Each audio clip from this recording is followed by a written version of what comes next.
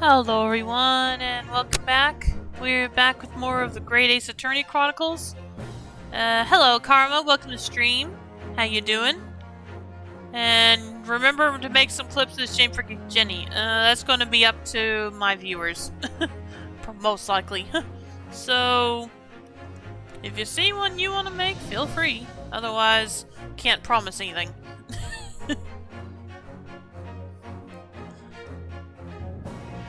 Anyway, I think last time we finished doing some more investigation for the current case to prove Soseki innocent of trying to kill Shamspear. So, and I think we're about to...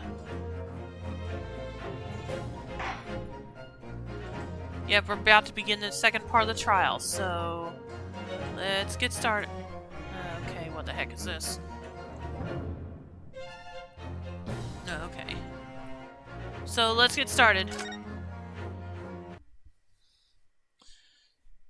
In just a sec.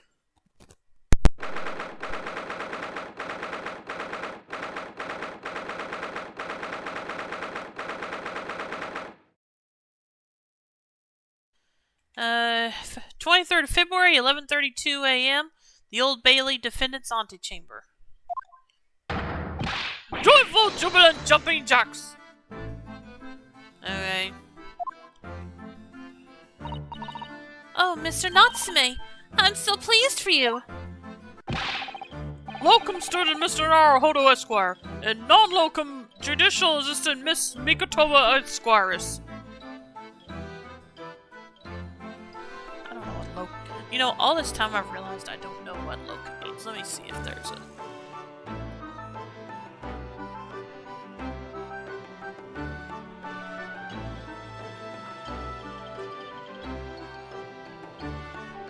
A locum or locum tenens is a person who temporarily fulfills the duty of another. The term is specially used for physicians or clergy. Okay.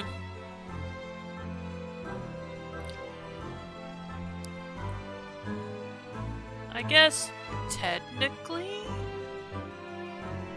that's what he is. I don't know. Anyway.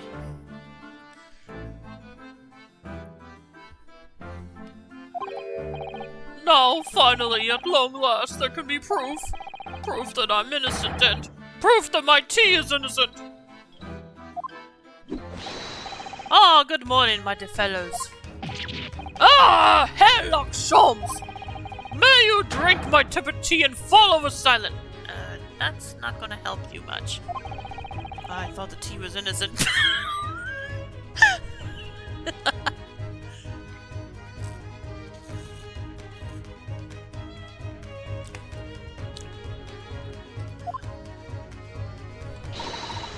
Oh, Mr. Sholmes, you came! How wonderful!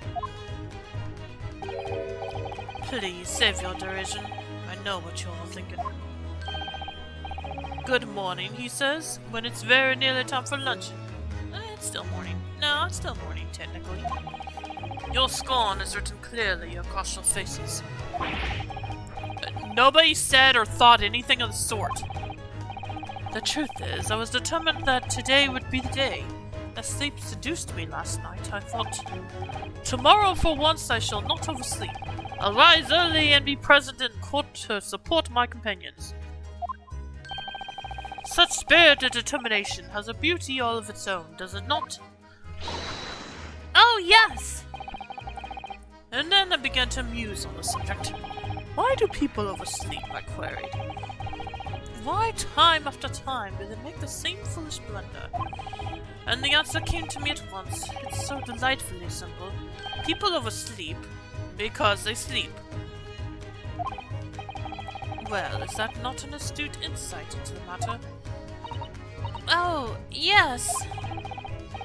Upon which realization, I attempted an experiment. I didn't sleep a wink all night. And the results? By first light, I was exhausted, and began to be assailed by a fit of drowsiness. Shocking.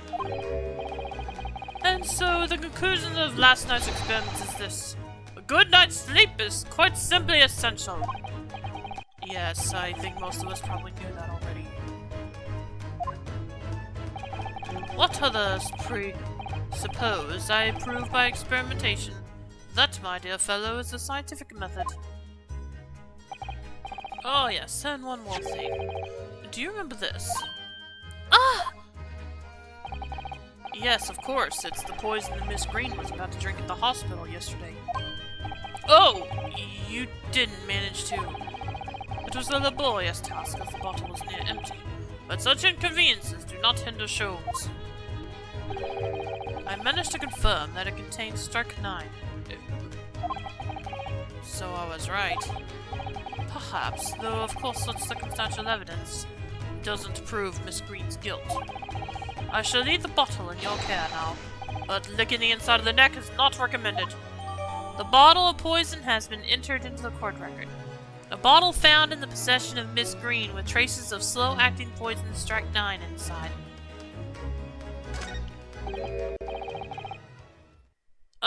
Could I have a word? Oh, him. Gregson, how good of you to come. Forget it. Excuse me. Wait a minute, Inspector! He had to go get some potatoes, of course. Chips, rather. I, don't wish to make a nuisance of myself. From the look on your face, I'd say it's someone else who you think is making a nuisance of himself. My dear Inspector, please speak freely. Pretend that I'm not here. Believe me, if I could do that, life would be a whole lot simpler for me. Do you have the results, Inspector, of the investigation of Mr. Shamspeare's room? Not yet. Shouldn't be long now, though. No, I'm here about something else. That dead convict, actually. Oh, you mean the man from this newspaper article we discovered yesterday in Mr. Shamspeare's room? A man by the name of... Ah, yes. Selden. I went through the archives of the yard and dug out the fellow's file. There's something in there that... well, it caught my eye. Something caught your eye? What, Inspector? What? I've copied out the relevant parts for you, so you can read it for yourselves. Thank you!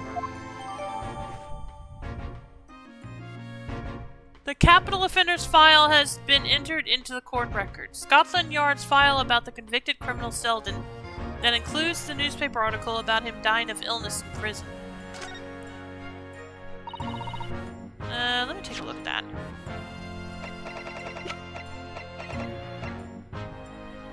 Actually, maybe I should take a look at this, too. Anything unusual? Nope. Oh, well, this, I guess. So this is the poison we've been hearing so much about. Strychnine. There are a few remnants on the bottom of the bottle here. Look. You mustn't be tempted to try it. Of course not. As long as you don't lose this trial. No! Even if we lose the trial. No! We mustn't lose the trial in the first place, Mr. Naruhodo! Make your mind up, Susato-san. Okay. And I think that's it. Yeah, that's it for that. Alright, now let's check the... Let's look at this. Investigative findings related to Selden. 18 counts of burglary, 6 counts of suspected murder. Died of natural causes whilst in prison, his final moments witnessed only by his cellmate. The estimated 1,000 pounds worth of loot he stole remains unrecovered. Condemned criminal dies of natural causes in prison. Manchester's Strangeways Prison announced the death of convicted murderer and burglar Selden by natural causes in the early hours this morning. He had been suffering with fever since the end of October. Alerted by the shouts of his fellow cellmate, medical staff arrived to find him already dead before his capital punishment could be carried out. Okay. Didn't give any info we didn't already know, but who knows?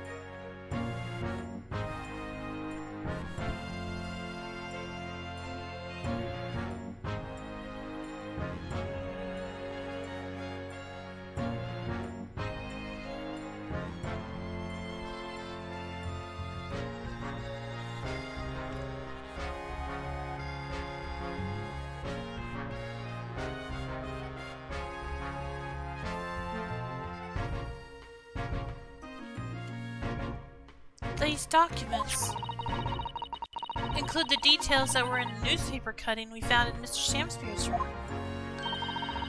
I'll rearrange everything in the court record so we don't have duplicate information. Why are you giving us a copy of this important file, though? Well, you're the ones who turned up the clue in the first place, aren't you?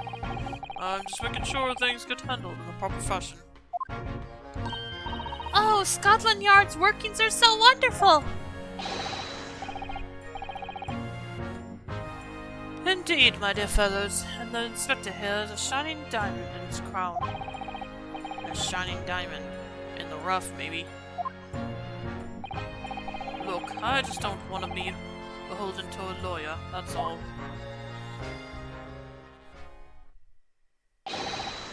Counsel for the defense and the defendant! Court proceedings are about to resume. Make your way into the courtroom at once. Well, I shall leave you then. I'll be listening with interest from the public gallery. Not nodding off at all. Certainly not. Thank you, Mr. Sholmes. I'm rather tired of seeing Mr. Mustache in floods of tears, personally. So, the best of luck to you. Look, I'm student Mr. Naruhodo, Esquire! Yes, Mr. Natsume? It's time, isn't it? Yes, this is it. Miss Olive Green and Mr. William Shamspeare. This is going to be the final battle.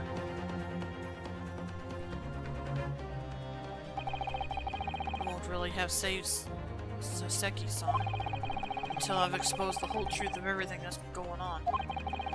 But it's all coming to a head now. You can do it, Renosuke. You have to.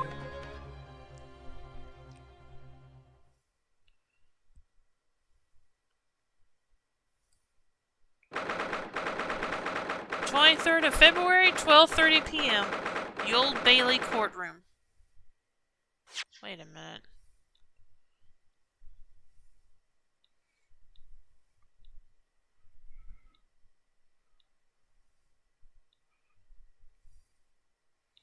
Okay. I was trying to see the time of the last scene started. Oh well.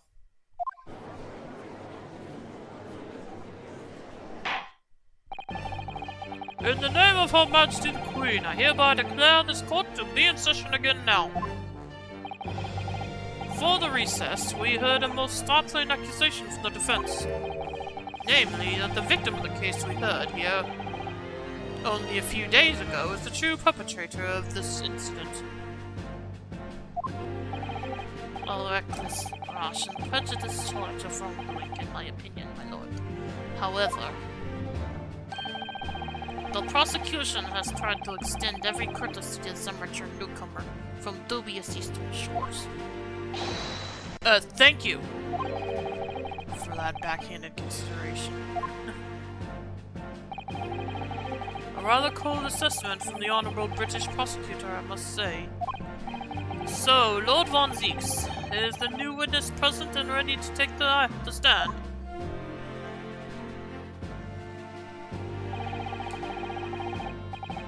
Ready and waiting in the witness's antechamber, my lord.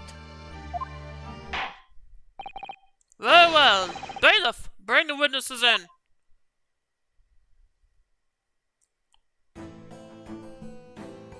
Oh, she's still painting while in the courtroom. Witnesses, state your names and occupations for the court, please. William Shamspeare, my liege. For mine occupation, I can say only that I be a tragic victim, to be pitied. Currently unemployed, in other words. I'm Olive Green. I'm a fledgling artist. Well, no. Not a fledgling, really. A hopeless failure who's too weak-spirited to admit she has no talent, I suppose.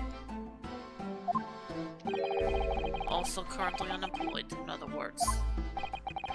What a coterie. Mr. Shamspeare. My lord, I am thy humble servant. I'm afraid that you are no longer merely the victim in this affair. The possibility has been raised that you are in fact the assailant, intent on taking the life of your fellow lodger. thought that was the wrong word for a moment, but no, it wasn't.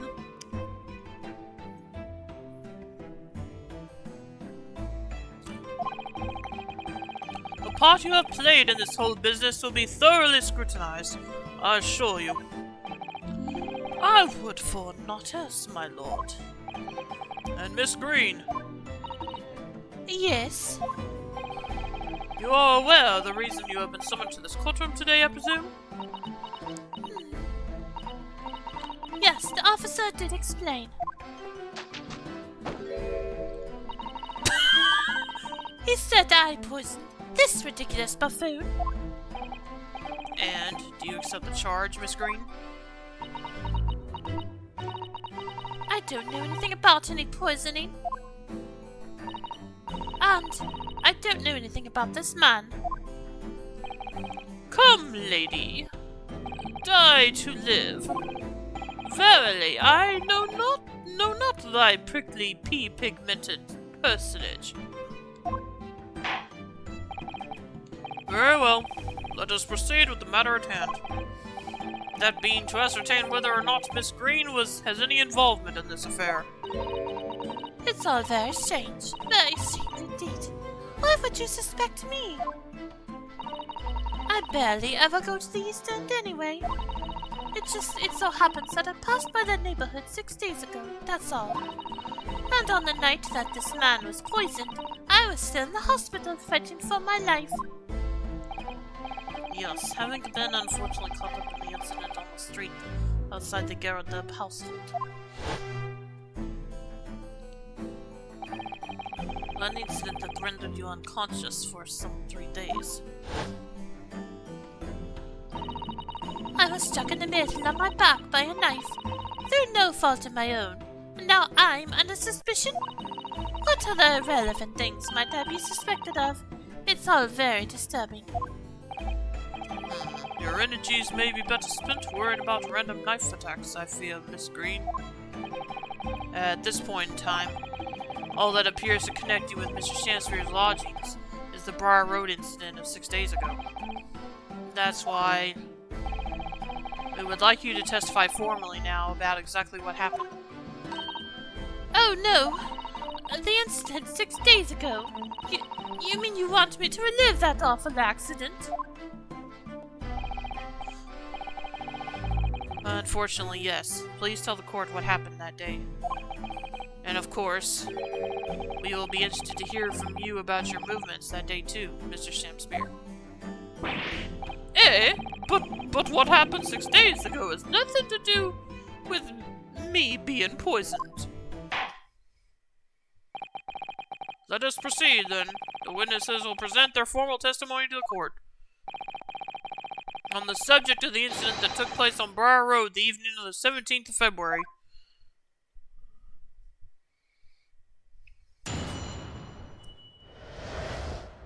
The evening of 17th of February. It was 6 days ago, at about 5 p.m. I was walking along in the snow when I was suddenly stabbed in the back. Coincidentally, it happened to be just outside the house where the men in this case have their lodgings. You're gonna get paint on your face. I was at the tavern on the eve of which thou speakest, for I had bespoke my supper. It was the first time I'd ever been in the area. I had a little matter to attend to, that's all. Anyway, I was admitted straight to the hospital, so I knew nothing about all of this business. Yes, a second incident inside a week of what I believe to be aptly described as the haunted lodgings. Linda's accent's nice. Can you do a Texan accent? Well, can I? 'Cause I'm talking in my normal voice now, so... Do I have one? And welcome to the stream, Hearts. How you doing?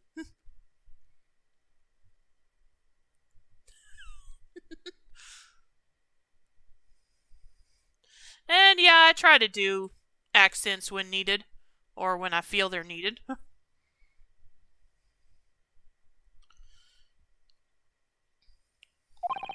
One can only presume this is a most unfortunate coincidence.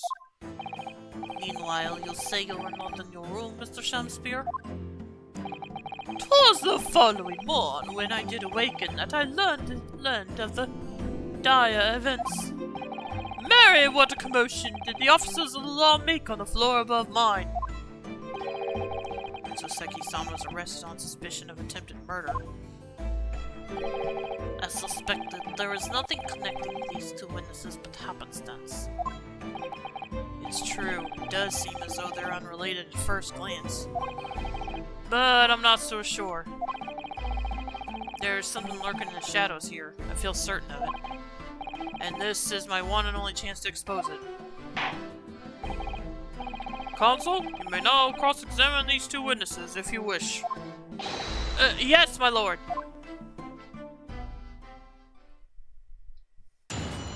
Alright.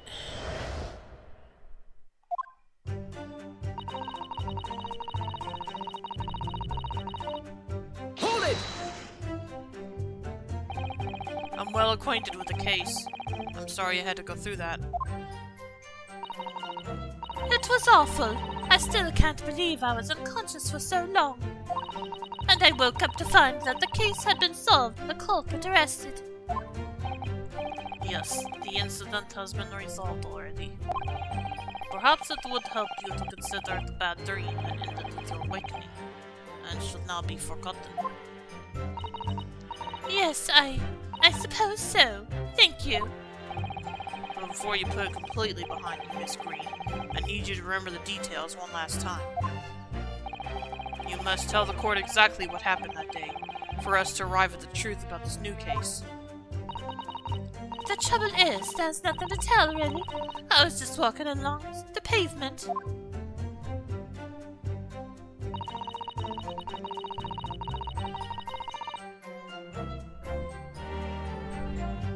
Hold it! What were you doing there that day, though? What do you mean? The art school you attend. What's it called? Ah, yes. It's the Thorndike Academy of Fine Arts. According to Mr. Sholmes, that's just in the vicinity of Brixton Road, which is some 10 stops away from the scene on the underground. I believe you mentioned before that you also live on Brixton Road. Isn't that right? So why, then, would you have been walking along Briar Road in the middle of the East End? Protect the Smoliv? Yeah, oh, yes. And welcome to the stream, Reen. How you doing?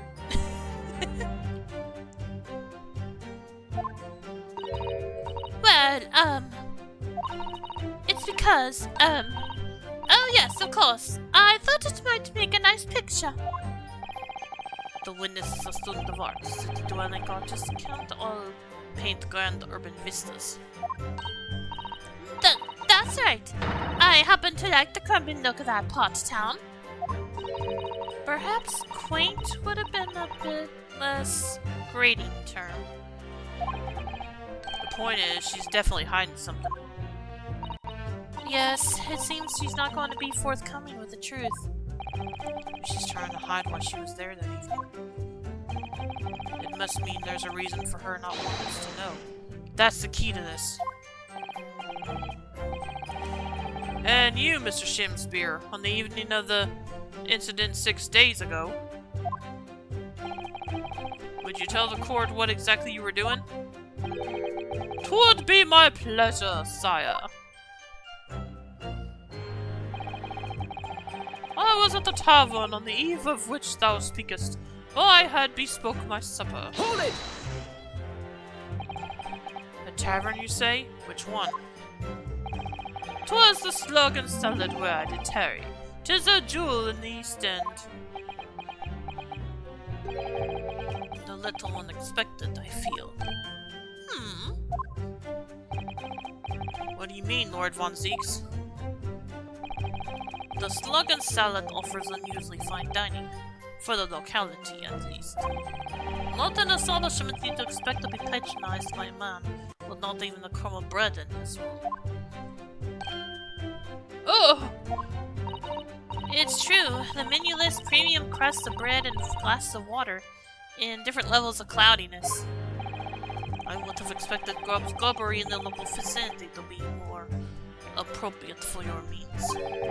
Watery soup and mushy peas. Or rather, soupy water and pea-like mush. Ugh, yeah, that doesn't sound good.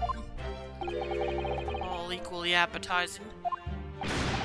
I just wanted to try some water in a different pub for once. What's wrong with that? How different can water really be? Or perhaps there is a more plausible explanation. A specific reason why he had to go to that particular establishment. Agreed. The fact that on that day of all days, he dined at a place he wouldn't normally does stand out.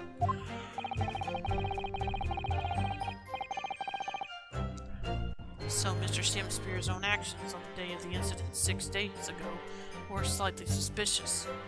I wonder if we have some evidence that can explain those actions.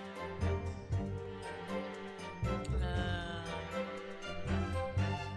I?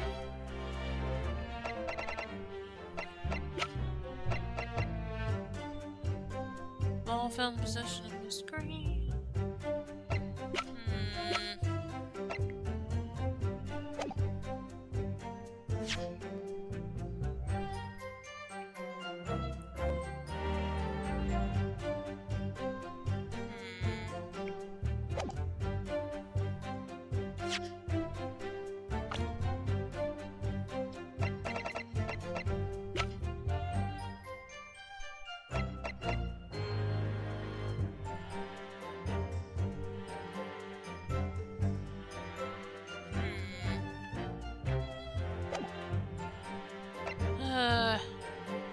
I honestly can't think of anything at the moment. So I guess I'll see what happens. Maybe I should go ahead and save first, just to be safe.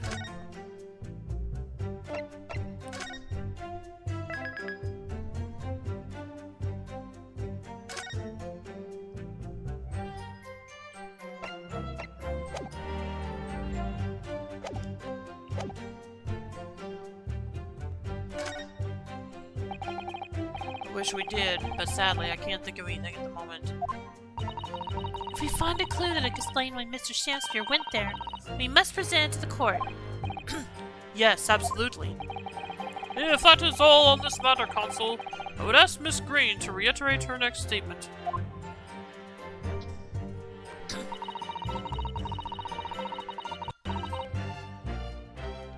Hold it! What little matter, Miss Green? Please elaborate. It is nothing really. It's not worth mentioning. If you remember, you mentioned it to us yesterday at the hospital. Ah! It was related to the card you were holding. Miss Green!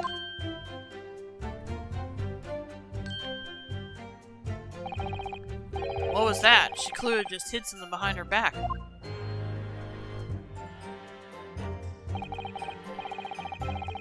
From memory, I believe the card contained a note that read, "I have information regarding the death of Duncan Ross." Well, what does that matter? That has nothing to do with Duncan. Hello? Excuse me.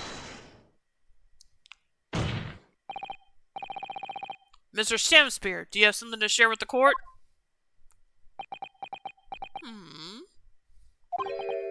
To be or not to be, that is the question. Ah, pray forgive me. The great bard's word springeth from within me with ne'er thought. Don't tell me it's because you're possessed by Shakespeare's spirit, right? Hearing Miss Green's words a moment ago seemed to make you think of something. Something of relevance, perhaps? Eh? Well, nay, sire. 'Twas nothing at all. Presumably, you know the name, though. Mr. Duncan Ross, I mean.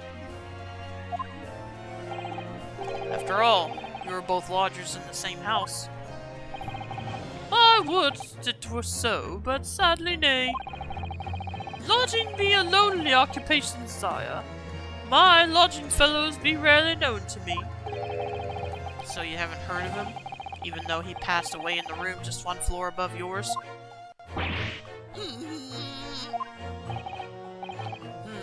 Miss Green. Me, my lord? Have I done something wrong? The card that was mentioned before, containing the note. Do you have it upon your person? I do, yes. But I don't need it anymore. In fact, I should throw it away, really. Before you dispose of it, the court will take it as evidence, please. Miss Green's card has been entered into the court record. A note in an envelope which seems to have been ripped open rather roughly. It contains instructions to meet with someone who claims to have information about Duncan Ross. Of course, that's what links Mr. Shamspear and Miss Green. Yeah, that's what I thought. Let's see. A ripped off piece of envelope that's found in Mr. Shamspear's room. Could not be located. Oh.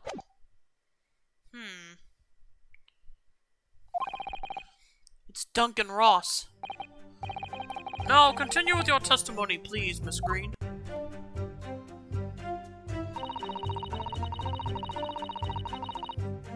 Anyway, I was admitted straight to hospital, so I knew nothing about all of this business. Might as well go ahead and press this one anyway, I Hold guess. Yes, you didn't regain consciousness until the day after the trial, did you? In the early hours. Exactly. So how could I have had anything to do with it? And yet you still hold me in here to court like this, honestly. So at the time of the poisoning, the witness was unconscious in her hospital bed. Could there be a more airtight alibi, I ask you? And yet, in spite of that, you claim that I was the culprit. Well, But you certainly haven't produced any evidence to support your wild claim, have you? None at all.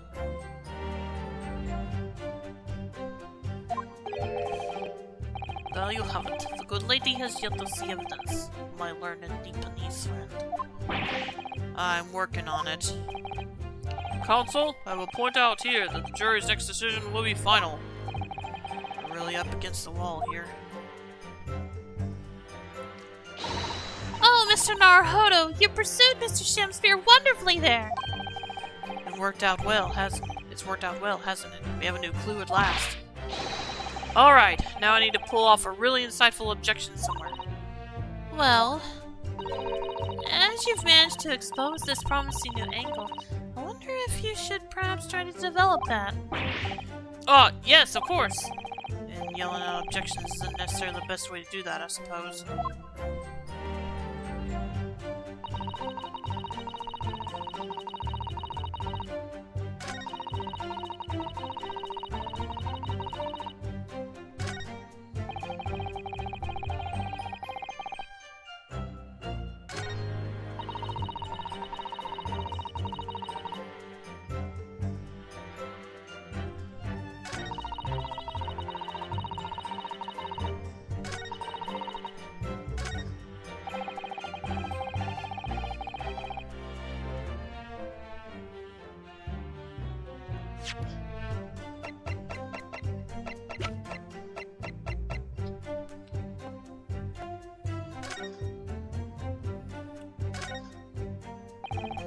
The envelope has been ripped open rather carelessly, hasn't it? Miss Green strikes me as the type to open correspondence more neatly than that. Ah! What is it? The way the envelope is torn. I'm almost sure I've seen an exact same shape somewhere else. Oh, you don't mean... Were you thinking of this piece of evidence, Mr. Naruhodo? Exactly, that's it. Try to match them up.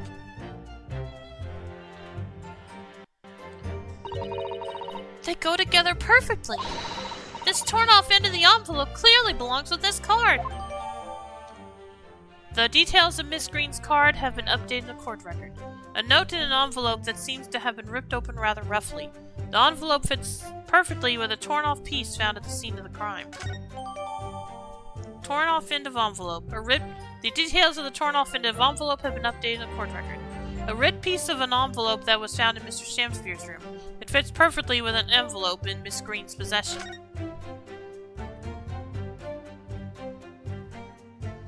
Oh, so we're not actually... can't read exactly what the letter says, huh? Okay, fine.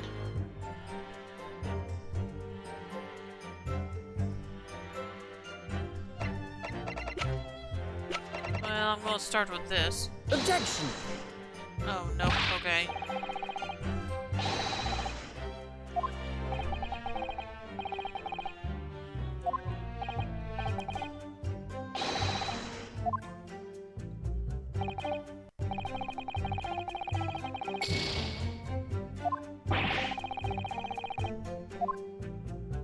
Okay.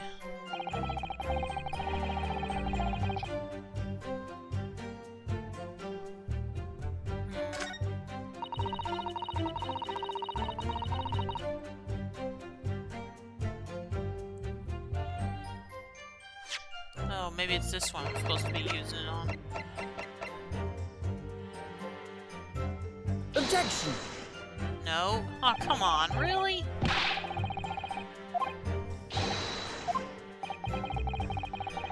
Or maybe I'm using the wrong part.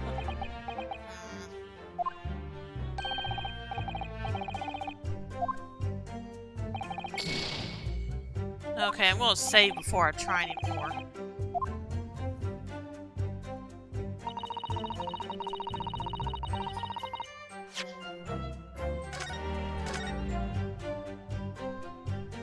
Actually, maybe I won't. Hadn't been long since I saved.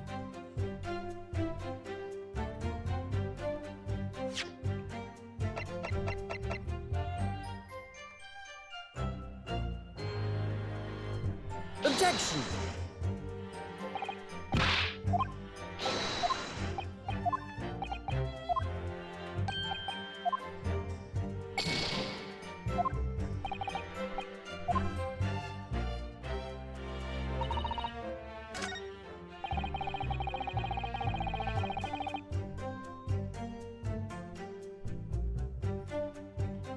Okay, seriously, what am I doing wrong here?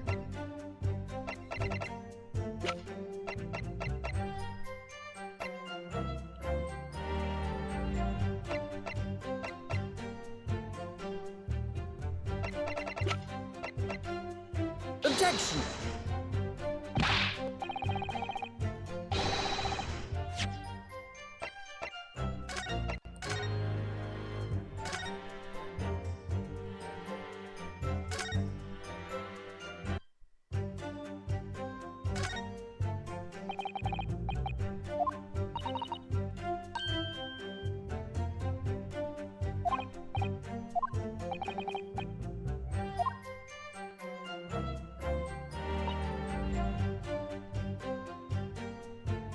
Hold it!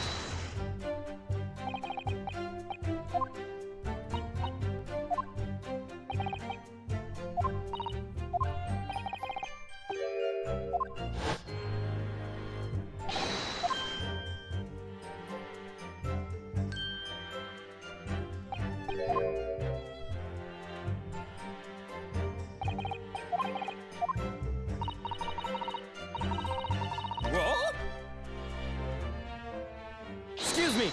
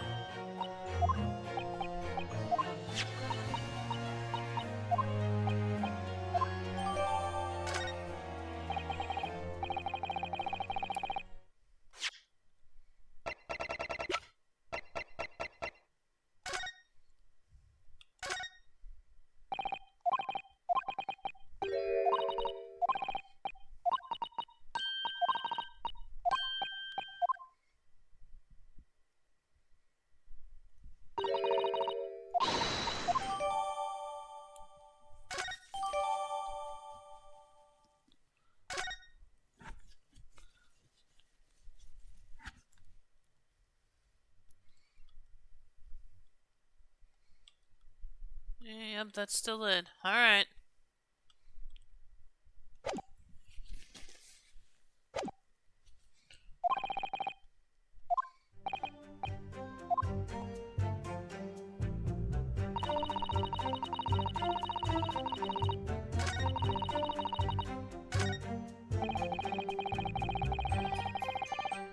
Hold it! A tavern you stay with.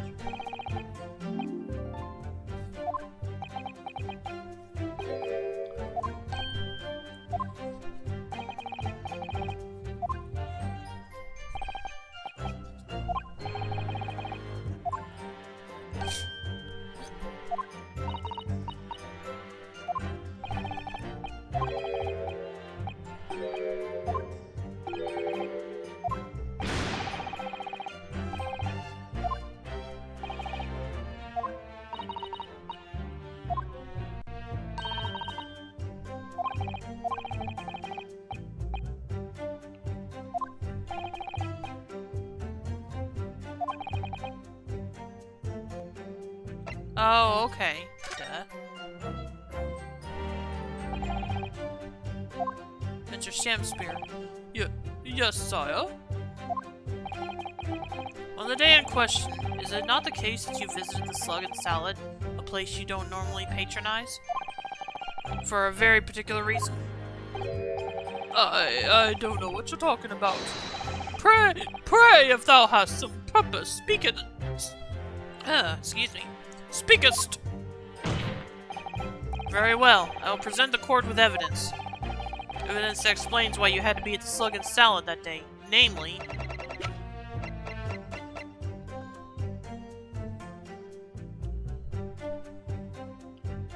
Okay, let me save before I do this, just in case I need to... Just in case I'm mistaken again. Take that! I believe this card reveals the answer. Good lord, Miss Green's card, you mean? That's right, my lord. It reads, I have information regarding the death of Duncan Ross. Come to the Slug and Salad on Briar Road at 5 p.m. on the 17th. Don't tell anybody else about this letter or the meeting. It is a matter of utmost importance. Mr. Shamspear, your actions on the afternoon of Miss Green's stabbing are exactly as described in this note.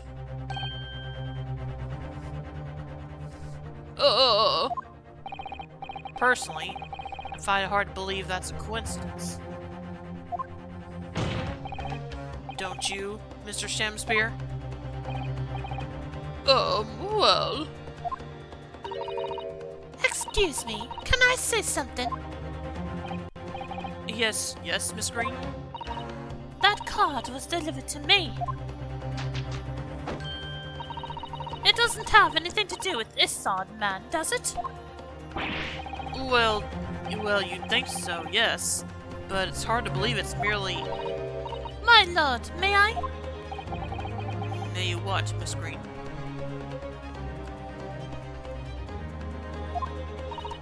I'd like to make something very clear about the card.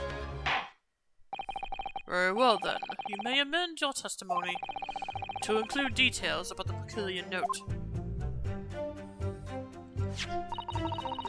This note was delivered to me at my address. It's nothing to do with the odd man next to me here. Hold it! I think you said that you received it the day before the incident, didn't you? Yes, that's right. There appears to be no indication of the sender's name or address on the envelope.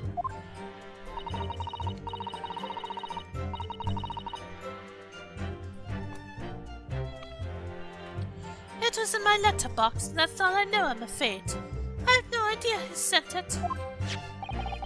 I have information regarding the death of Duncan Ross. Who is this Duncan Ross, please? A friend of mine. He attended the same art school as I do. He passed away in a tragic accident a month ago now, though. I wasn't sure what to make of that note, to be honest, but in the end I decided to go. So you found out what the information was? Of course I didn't. You're not thinking straight. Whilst on her way there, she was stabbed in the back. As my learned friend hopefully remembers. Yes, of course! She never made it to the meeting. Oh, Mr. Naruhodo, you pursued Mr. Shamsphere wonderfully there. Okay, we already read this part.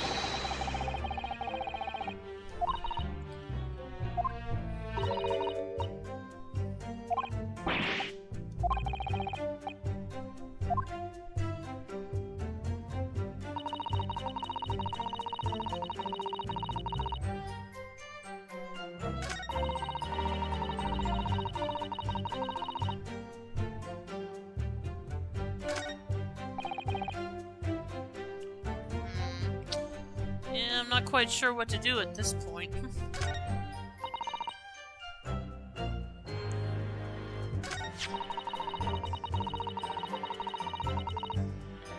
Oh, wait.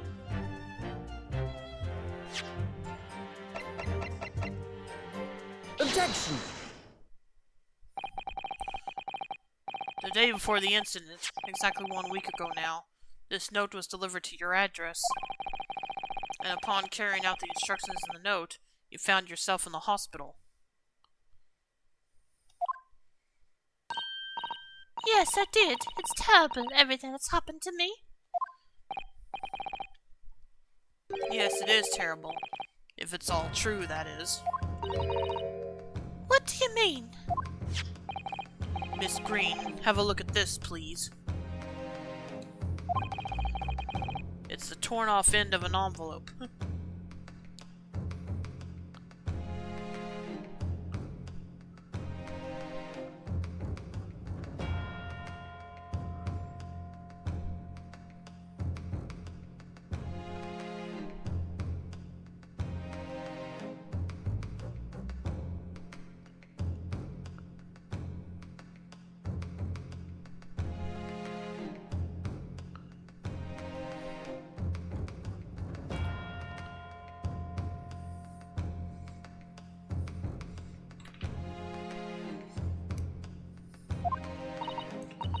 Oh, is it? And it so happens that it fits together perfectly with the envelope of the note you received. Oh, well, where did you find that? In Mr. Shamsphere's room. Hey, in my room? Mr. Shamsphere, do you perhaps remember this note from somewhere? Well...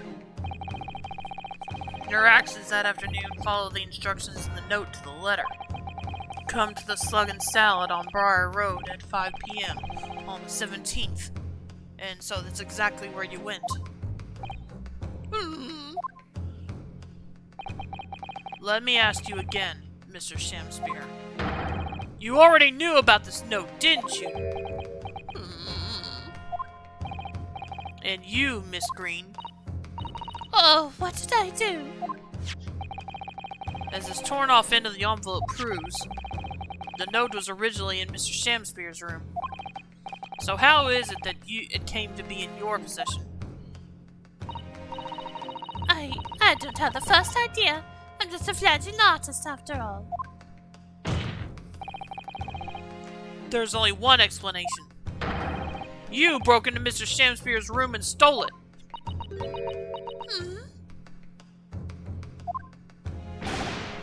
You did what? Sorry, that... kind of forgot his Shakespeare speech for a bit there. Anyway, you did what? Sorry. Thou hast what?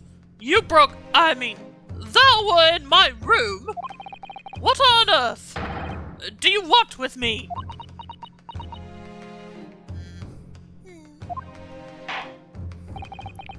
It would seem that both witnesses need to testify again.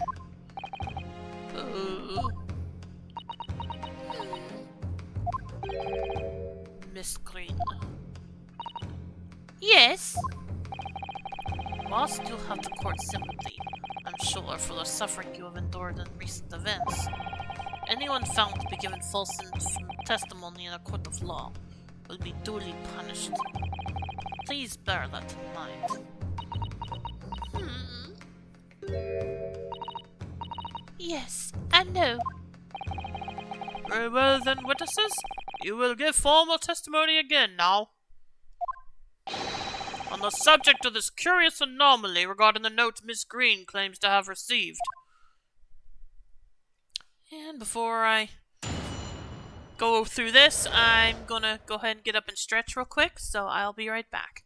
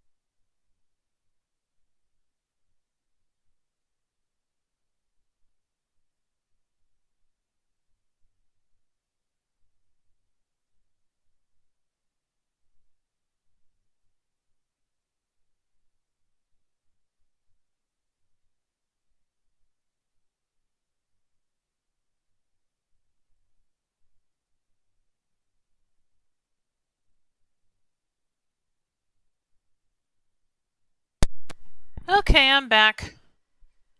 Let's see what this next testimony brings up. The anomaly of the note. I do remember now. 'Twas a week ago, peradventure, that note was delivered unto me. On the day writ therein, I did tarry a long hour at the Slug and Salad, yet nobody came. Thereafter, on the evening, I shared the company of the Japanese fellow. I did see the note had vanished.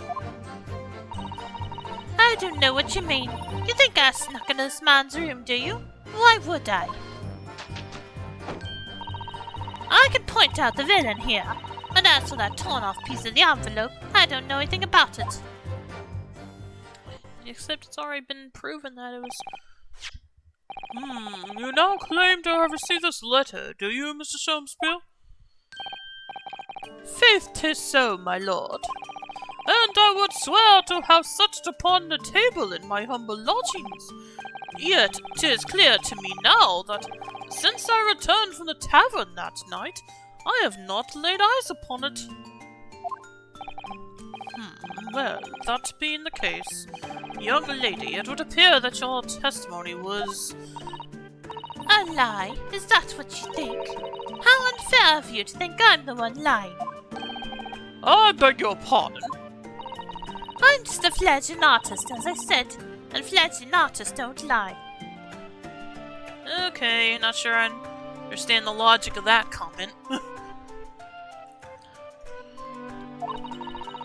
That note was delivered to me at my address. Besides, we all know who the liar around here is. If that's true, Miss Green, how do you explain the facts? This part of the envelope was, without question, found in Mr. Shakespeare's room. I don't see why I should explain. Sorry?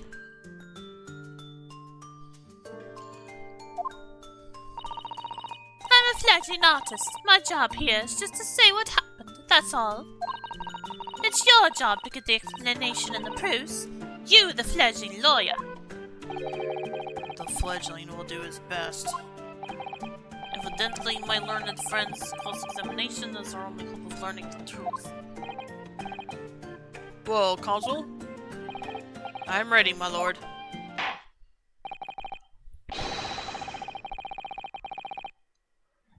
Very well then, the defense will now proceed with the cross-examination of the witnesses. Miss Green clearly did break into Mr. Shakespeare's room. There can be no question of that. And that's how she acquired the note. Yes, two facts are starting to lead me to a possible explanation for all of this. And it's not a pretty one.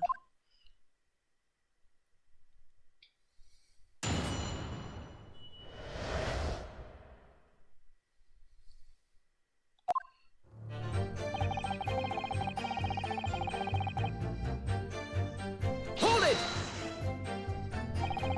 And can you shed any light on the contents of the note at all? Nay, sire, 'tis as strange to me as a foreign tongue.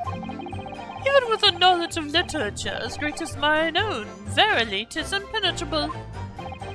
But Mr. Duncan Ross had lodged in the same household as you.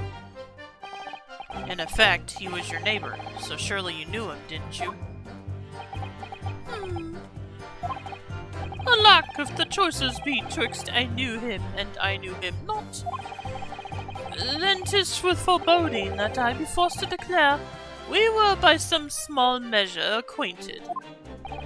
Despite your claims, though, you followed the note's instructions and went to the Slug and Salad. Presumably, that was nothing to do with your knowledge of literature? Mary, naught will have the better of me, sire, save for the lure of curiosity.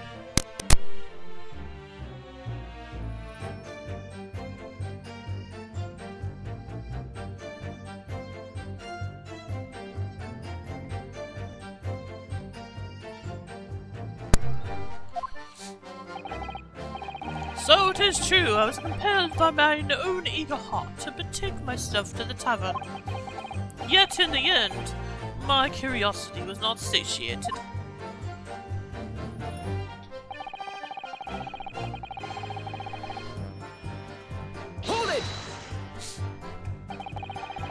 So even after waiting for an hour, nobody appeared? Well, yes, sire. 'Tis as thou sayest. Really? You paused for a moment before you answered. In truth, when thou asked whether nobody appeared, I did suddenly recall. Really? Do you mean to tell the court that somebody did appear after all? I was not alone that night at the Slug and Salad, my lord, no. 'Tis returning to me now. I did treat my lips to almost clear water, and my innards to a premium crust of bread. And all around me danced a great many companions. What do you mean? Flies, sire, flies. Good lord.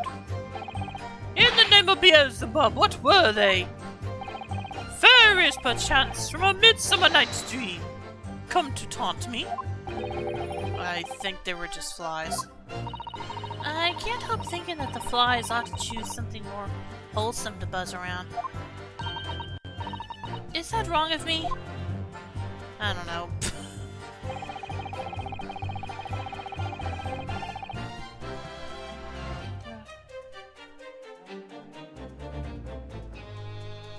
Hold it! When exactly did you notice it had gone missing?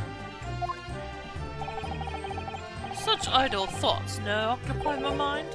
I am busied with greater ideas. In other words, you didn't notice.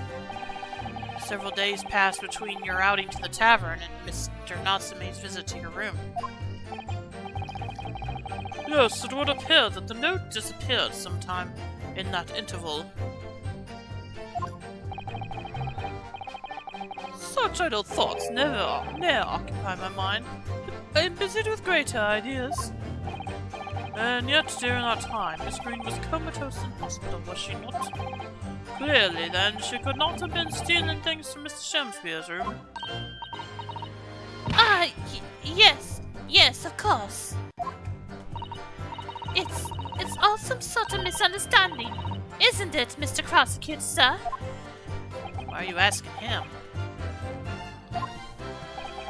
You have so far failed to give a satisfactory explanation as to how you came by the note. Oh, I am not here to advocate for your defense, madam. I won't tolerate inconsistencies in your story. You would do well to remember that. oh dearie me. What's Lord Von Zeke's getting at?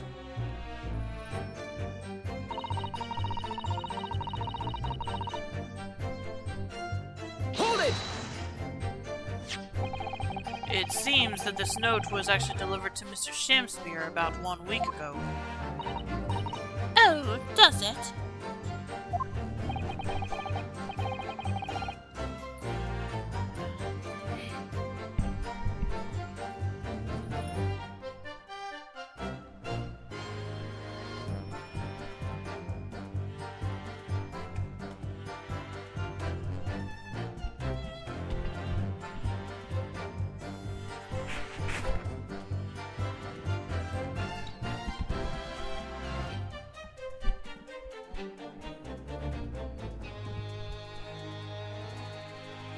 But for some reason, it ended up in your possession.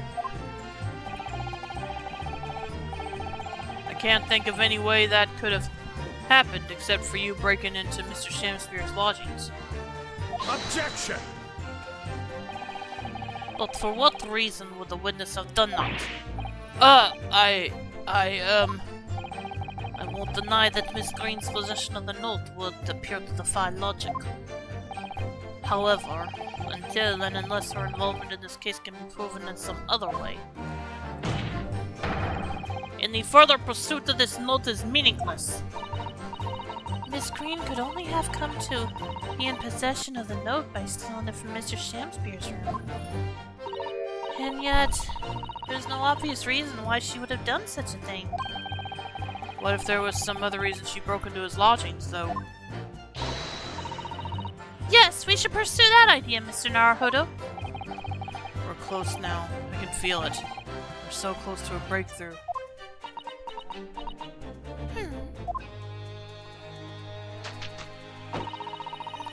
point out the villain. Hold it! So you don't want to tell the court the truth about the letter, is that it? I'm a fledgling artist, remember? Artists are nearly always introverted characters. Introverted? Fie, this fledgling doth readily cast aspersions about my nature. Yet I am an angel, a seraph. Birds do harmonize with my song. The wind doth frolic on my wing.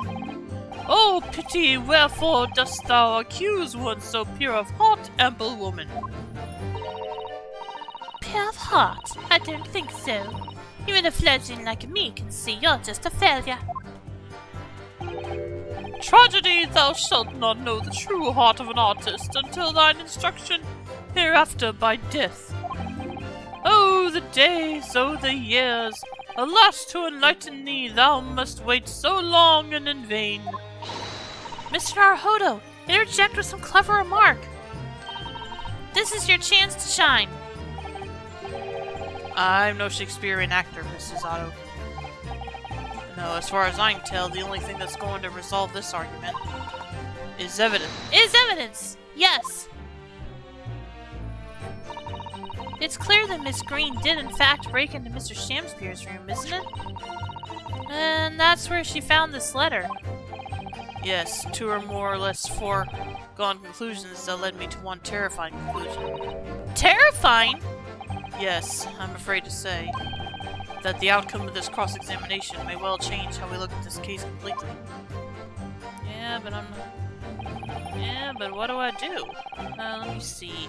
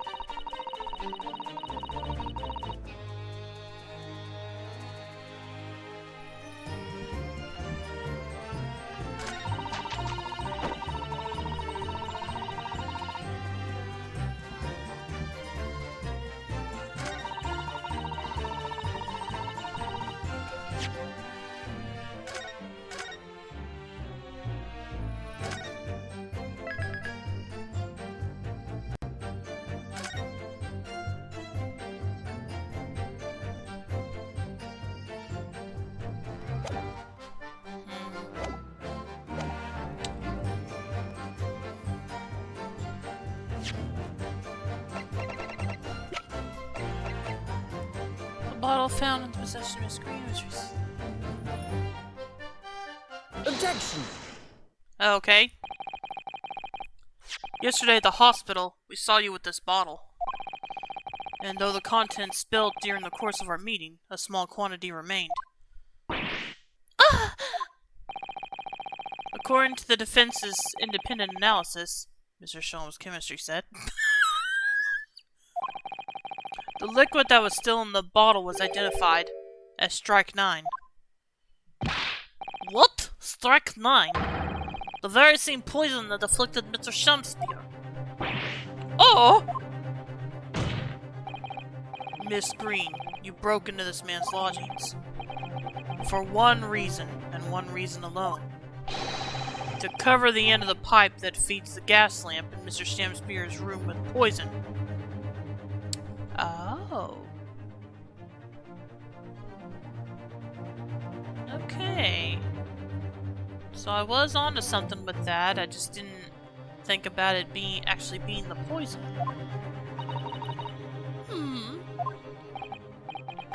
Can this be? You broke into my room to... It may seem incredible to the court, but from the remaining clues, there is only one logical conclusion that we can reach. The person who attempted to take Mr. Shamspeare's life with poison was you, Miss Olive Green. Oh dear, oh dear, oh dearie, Mary! You still want to protect her, Reen? Oh, order! Order! Counsel, are you seriously suggesting this woman put poison on the end of the gas pipe with intent to kill? Yes, my lord. There is no other way to explain the facts. But if Miss Green did indeed set this odious trap 6 days ago, then the victim had to put his mouth to the pipe that very evening as expected. The attempted murder would have happened 6 days ago, surely. Well, that's a very good point. Perhaps not, my lord. I beg your pardon, There was a significant police presence in the area that evening, on account of the incident on Briar Road. Local residents were being interviewed throughout the night as part of the ongoing inquiry. A circumspect criminal would likely have chosen not to carry out any wrongdoing at that time. Lord Von Zeeks. And of course, the following morning, there was more activity at Mr. Shamspear's address. More activity? Ah, yes! You mean his fellow lodger, Mr. Natsume, being arrested on suspicion of murder? That's right, and as the defense has already proposed, Mr. Shamspear was meddling with the gas in the pipe for a very sinister reason himself.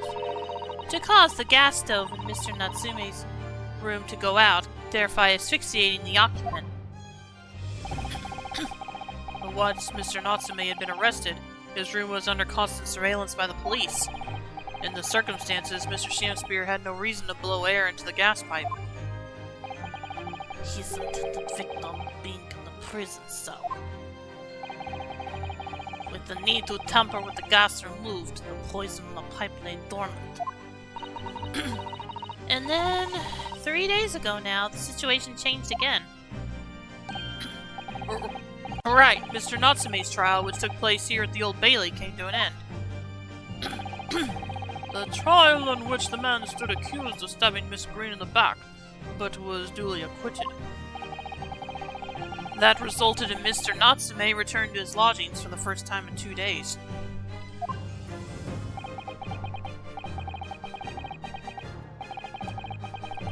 And that very night, his gas stove mysteriously went out, and Mr. Shamspear was mysteriously poisoned.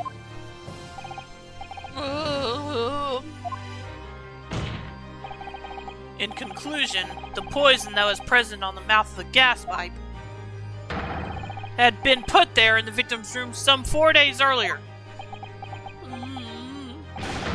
Mary! I just now noticed all his I'm gonna stand on that box. With that new understanding, it becomes clear that this letter was all part of the plan. What plan? The court will recall that the note gave instructions to visit the Slug and Salad at 5 o'clock, and that the recipient should tell nobody else. The reason for those instructions are now clear. To ensure that the lodger would not be at home at the stated time. To make sure I wasn't home? Exactly. While you were out, Miss Green could safely slip into your room, knowing that she wouldn't be disturbed. You mean to say that letter was written by Miss Green? Yes. And in order to cover her tracks, she took it away with her when she left. Just after she smeared poison over the mouth of the gas pipe in your room.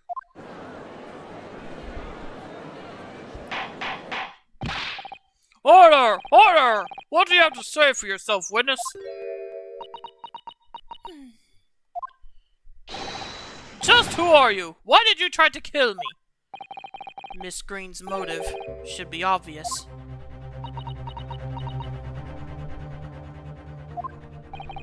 It's all tied up with someone whose name we've heard several times already during the course of this trial. So, that's what's behind all this. You will share your apparent understanding with the court, please, counsel. Which person is behind this woman's motive for the attack on the victim's life? I want to make sure I'm remembering this right. Yeah. Take that! Duncan Ross. That's right. Before the defendant, Mr. Natsume, took up residence in the lodgings at Mr. Garrett,'s, somebody else was renting a room. Mr. Duncan Ross. I knew I'd heard the name somewhere else. It was all over the papers a month ago, when the man died in strange circumstances at the haunted lodgings. That does ring a vague... Oh! Of course, yes! I remember now. The young man they claimed was strangled by the convict's curse or some such. Sadly, my lord, it wasn't a curse of any kind, nor was it an accident. The man died as a result of Mr. Shamspear blowing into the gas pipe, causing gas to leak into the room. It was murder, plain and simple. No!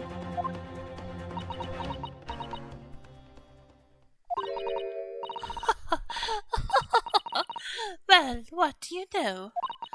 The world is so unfair. Curses, curious deaths, that's all people care about.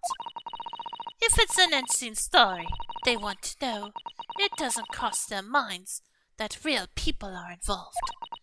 And once they're bored, just 1 month later, once the story's lost its appeal, everyone's forgotten him. You mean you... Duncan was... Mr. Ross was Miss Green's fiancé. Fiancé?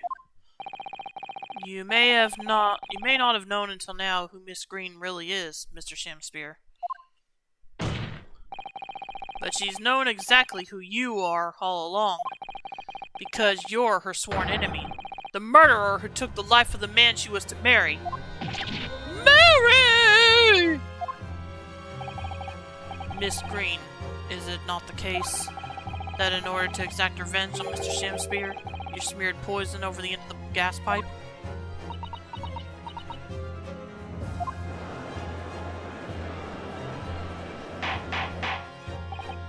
This is all quite extraordinary. Am I correct in my understanding that you now accuse both parties, counsel? Each on different counts of murder?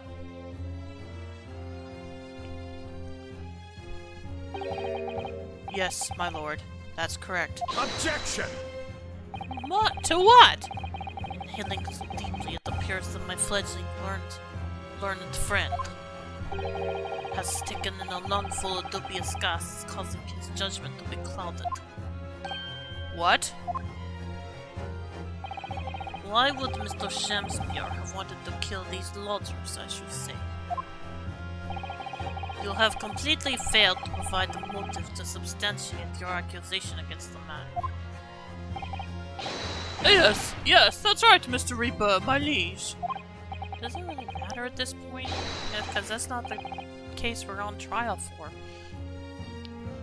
I have been slighted. 'Tis lies, all lies. I deny every utterance. And you'll have to forgive me, Mr. Naruhodo, sir.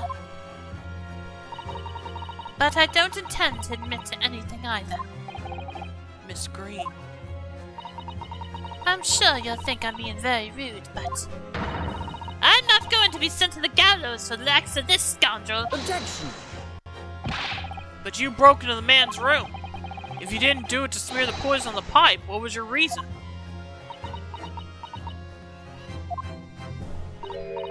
I thought I'd have a look around, that's all. Sorry?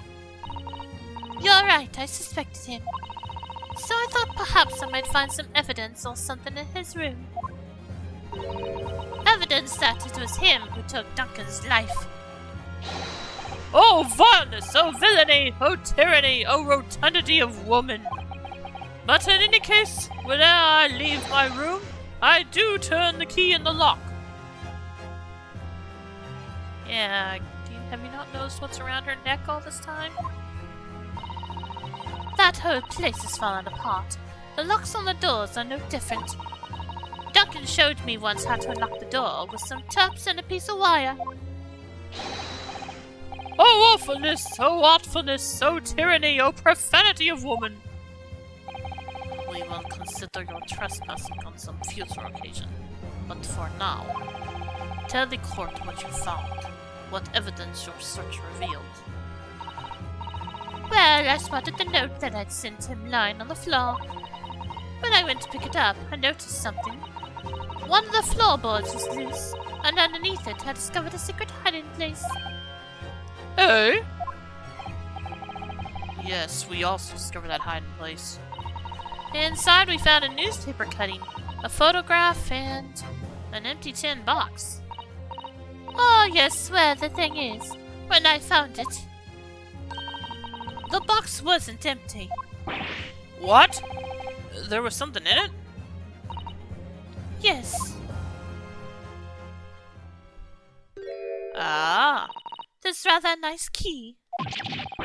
Oh! What are you doing with that? Again, why are you just now noticing she had it around her neck? Especially if it was something that important to you. What the? Every ounce of color is drained from his face. Give it here! Give it to me now! It's mine! I inherited it! What was that, witness? What did you say? You inherited it?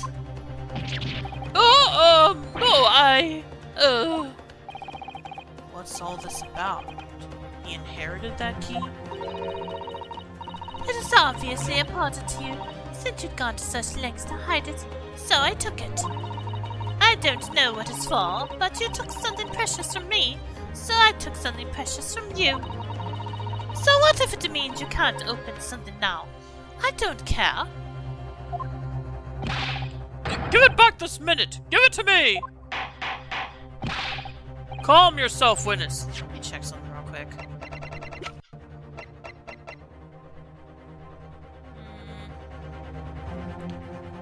Huh. Sold.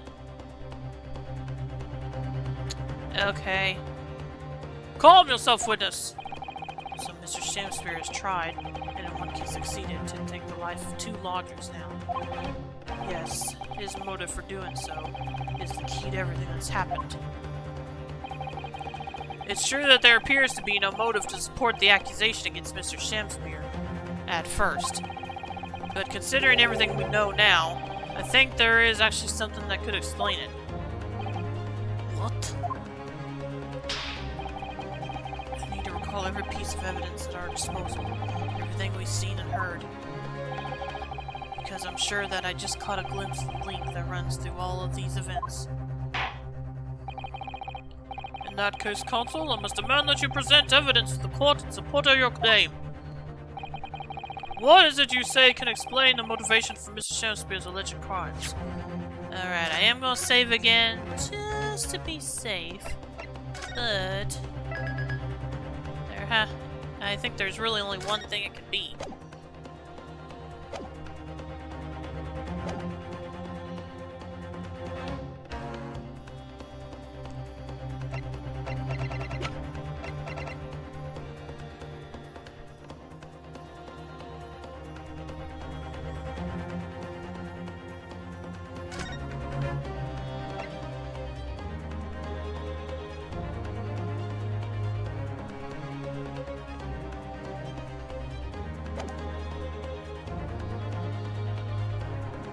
Take that!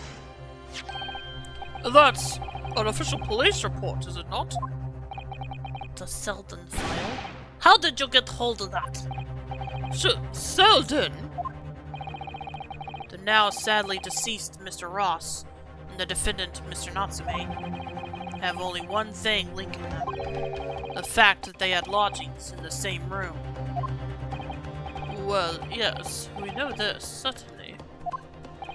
A room that was formerly occupied by Selden, until, that is, he was arrested by Scotland Yard for his involvement in multiple burglaries. I see. And it so happens that the convict Selden left behind one very substantial mystery when he died. The sum of £1,000 worth of loot that he stole, which as yet remains to be found. Oh, yes, of course. It's coming back to me now. It's written in his file here. 1,000 pounds lost en route to hell. That was how the paper summed it up. And it seems that one particular fellow inmate was with the convict in his final moments. It's not hard to imagine Selden entrusting that inmate with his most closely guarded secret, the location of the stolen loot, and perhaps a key to unlock whatever container the valuables were in. Ah. You mean this case? Mr. Shamspear, it was you, wasn't it? You were at the capital offender's side when he died, were you not? What are you talking about? It is a false charge, I tell you, a false charge. The name of the inmate who was with Selden at his death isn't noted in this file. But a simple telegram from the prison where he died would quickly tell us how false the charge really is. But even if it's true, why would the man be so intent on killing every subsequent occupant of the convict's lodgings? There's only one explanation for that, my lord. It was in that very room that Selden hid his loot. Ah, of course. So, it all comes out. Yes, and having established that, all of Mr. Shamspear's subsequent actions start to make perfect sense. When he was let out of prison following Selden's death, he made immediately for Mr. Garrett's lodgings in the hopes of renting Selden's old room. However, the retired army man was unable to offer him the accommodation of his choice. Because Selden's old room had already been let to someone else, Mr. Duncan Ross.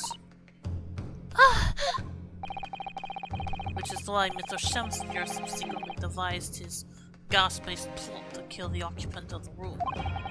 And when he was successful, he presumably intended to inquire about switching into the newly vacant room.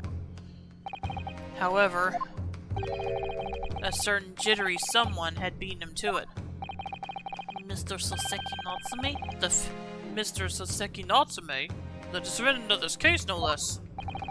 So you decided to use the ploy with the gas again, didn't you, Mr. Shamspear? This time to oust Mr. Natsume. All for one simple and avaricious reason. To get your hands on the 1,000 pounds of loot left behind by the dead convict. Wait, are we talking about 1,000 pounds as in British currency, or 1,000 pounds as in the weight? I assumed it was the money. How much money it's worth. It's probably gotta be the money. Because that probably would be a lot back then. Oh! Actually, I don't even know what 1,000 pounds is in US dollars. Just a sec.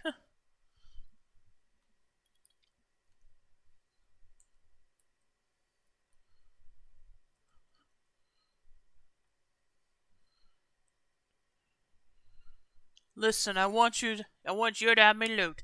Anything to stop the coppers getting their mitts on it. Oh, yeah, that is a lot of money. Especially as I said back then. It's hidden in the room where I was lodging when they got me. Yeah, there's the key to it. Take it. Always stay one step ahead, mate. See ya in L, I guess. Shamspear. Oh, so that is his actual name. Okay.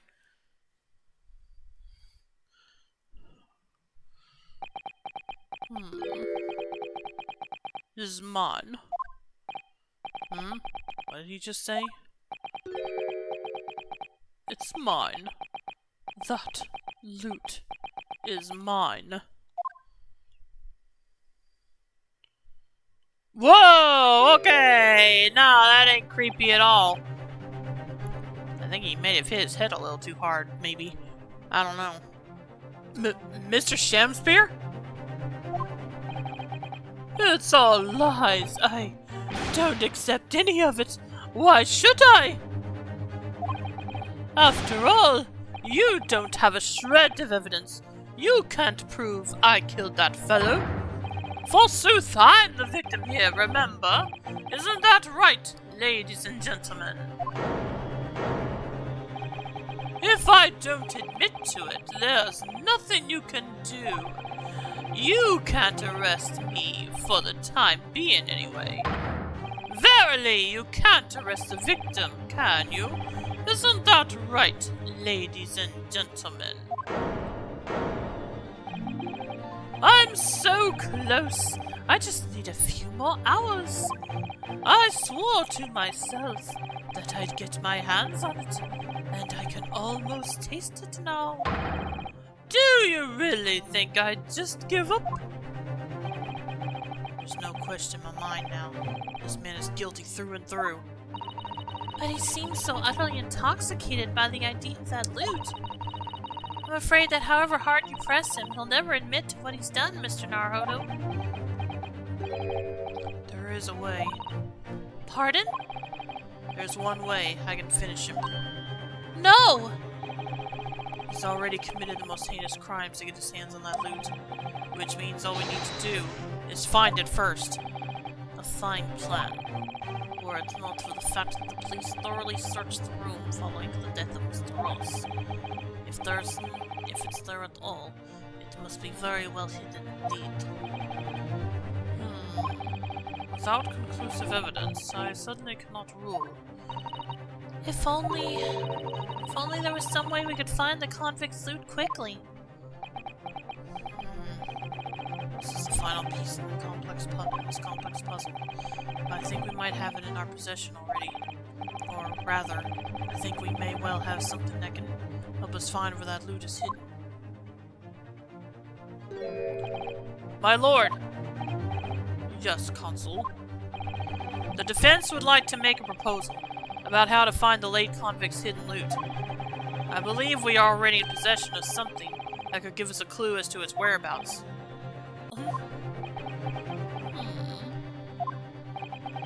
It's our last chance, so it has to be worth a gamble. Besides, we've used the same technique once already, and it definitely paid off then.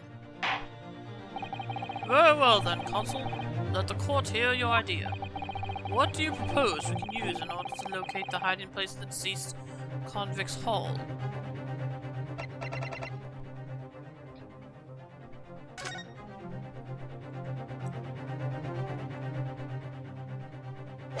No, wait, no, that's not.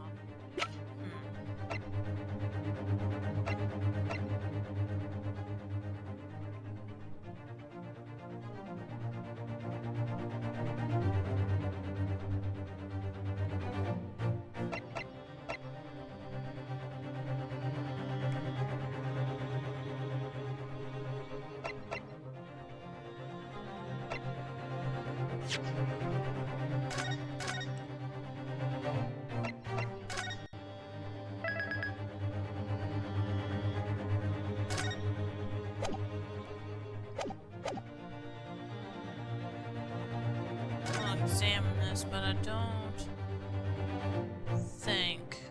Yeah, nah.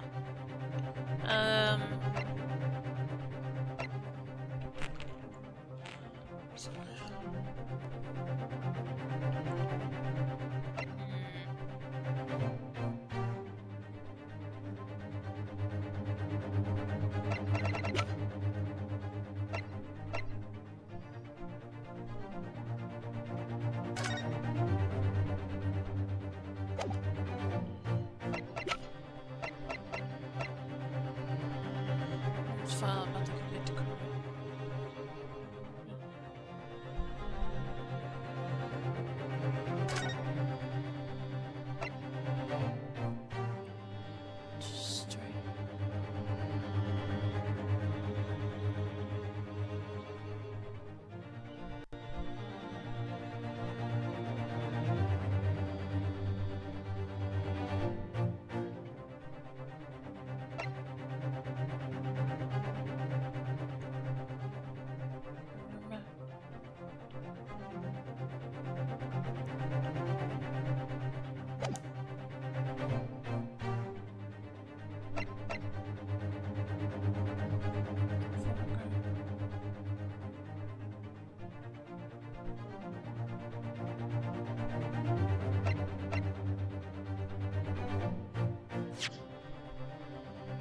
See, it's our last chance, so it has to be worth a gamble. Besides, we've used the same technique once already, and it definitely paid off then.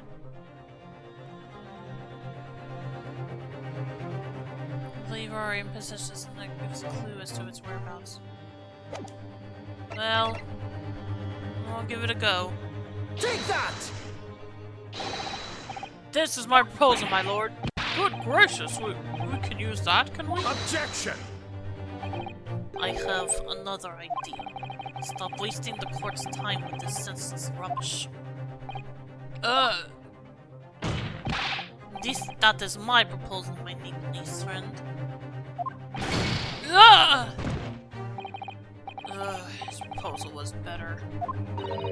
We've already found one secret hiding place during the course of our investigations, Mr. Naruto. Yes, I suppose we have, though someone else beat us to it. The findings from the method we used are still the findings from the method we used are still in the court record, however, aren't they? I believe it's worth Oh, okay. So I think I had it right the first. I think my first idea was actually right. Okay, let's try that again.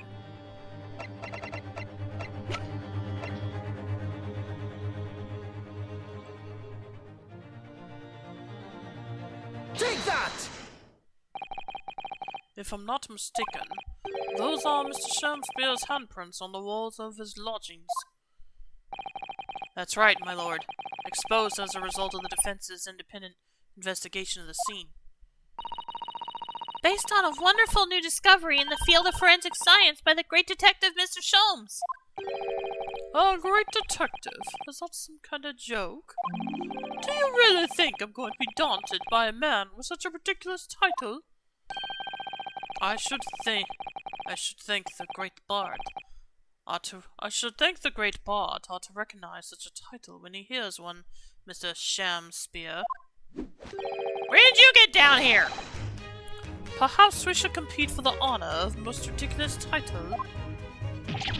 Oh, 'tis Sherlock Sholmes himself! What are you doing here, great detective? Your usual haunts are the filthy back streets of the capital, are they not?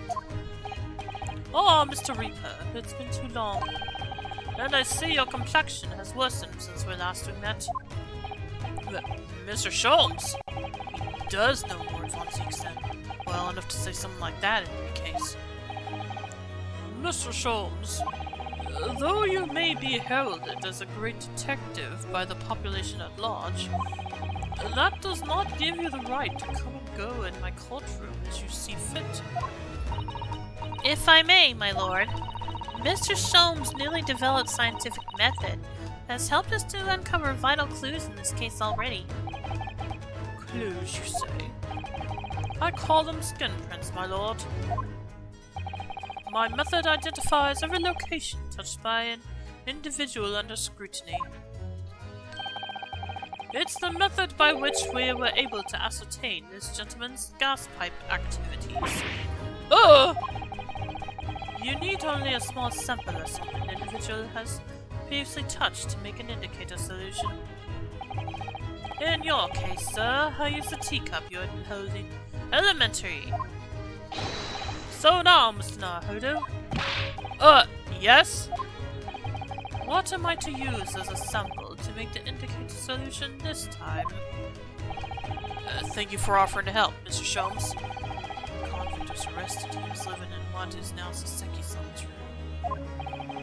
He used sample to help locate self-included in his own room. What form will the sample take?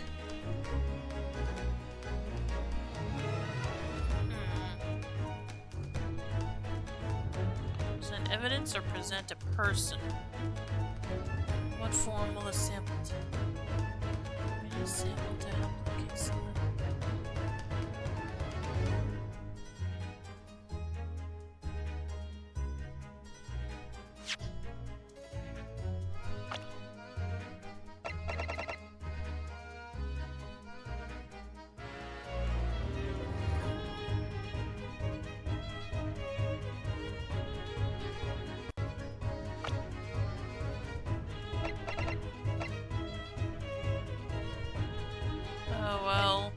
Okay. Let's try I'm gonna save again first.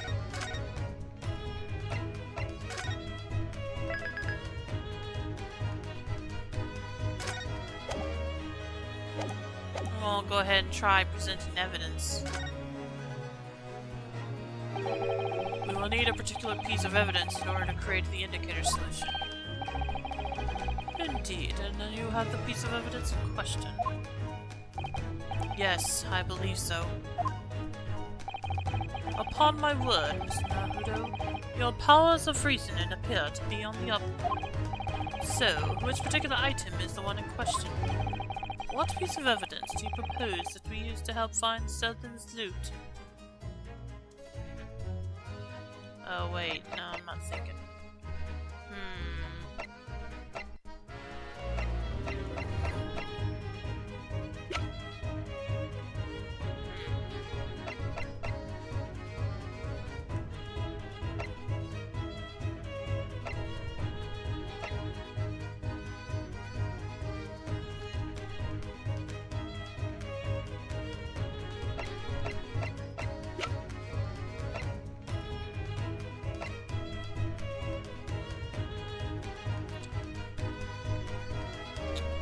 Well, I'm gonna try this anyway. I don't think it's it now that I'm thinking better, more clearly, but...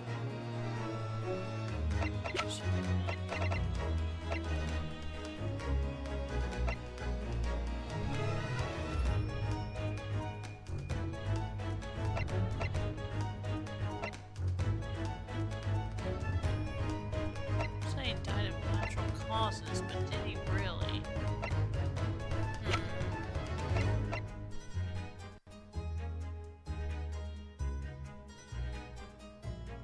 Take that!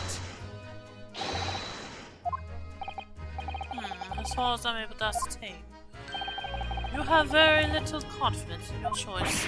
What? What? Why would you think that? My dear fellow, once again, there is no mystery. Did you really believe that the minute deflection of your left eye would escape my attention? But... I asked you to look at the evidence, not my eye! I think we need to reconsider this from the start, Mr. Naruto. When I feel as though Suzato-san is steadying my left eye now. I'm ready and waiting, Mr. Naruto. The rest is in your hands.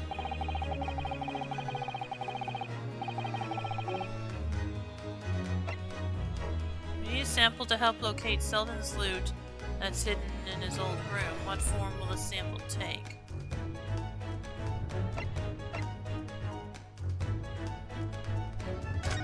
You know what? I'm gonna try this.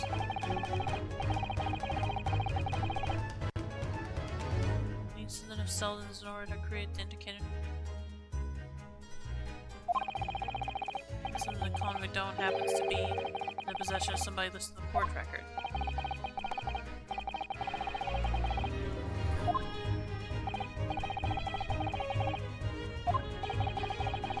When can we obtain a possession of the late convict Selden to create the indicator solution? I would thank him.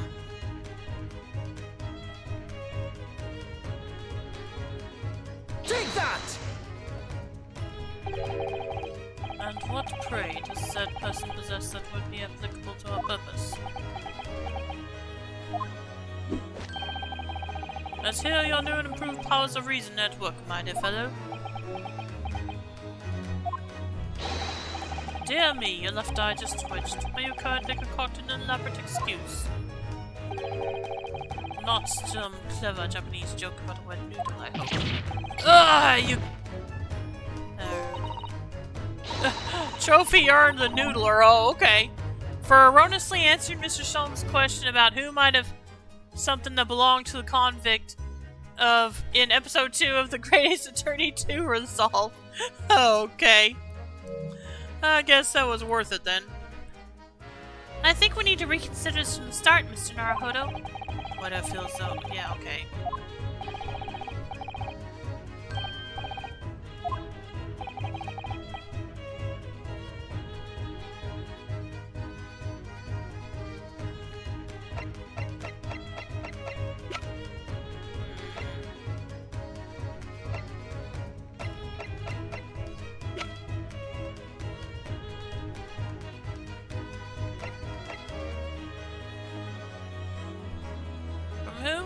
obtain a possession of the late convict Selden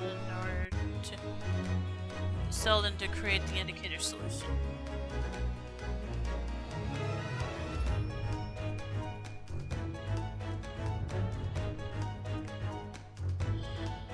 I don't know.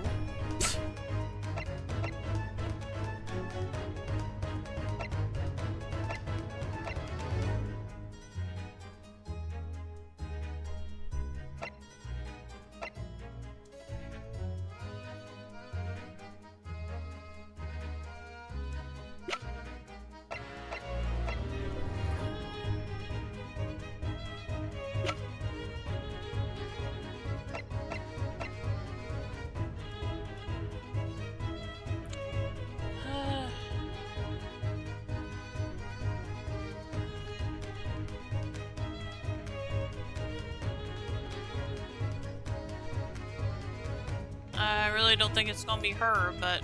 Take that! It was? What does she have? Miss Green. Oh, right, the key. Gosh, I'm an idiot. Me? What do you want with me? The key around your neck, if you please. Sorry. That key belonged to Selden. There will be remnants of secretions from the man's skin on its surface that we can use. Very true. That is the sample we need. Using it, we can create the indicator solution required for Mr. Sholmes' skin print seeker. And find out exactly what Selden touched in the room that he used to rent. Oh!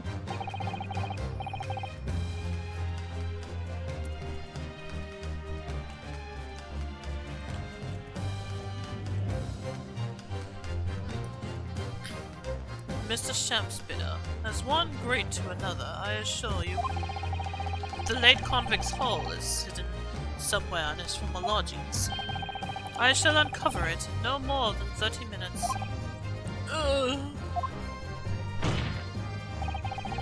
So, Mr. Shamspeare, the truth is well within our grasp now, and as such, you will never get your hands on Selden's stolen wealth.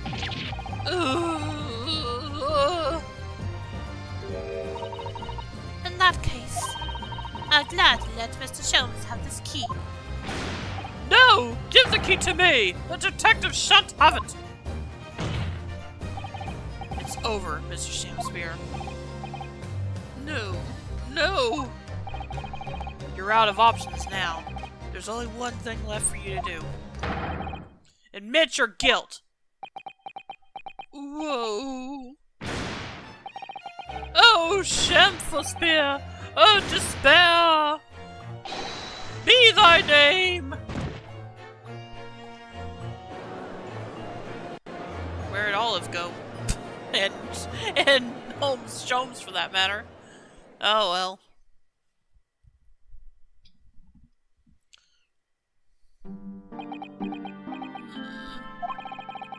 I never intended to kill the man. I just wanted to drive him out of the room. That's all. So you'd have time to find the convict's haul of stolen goods?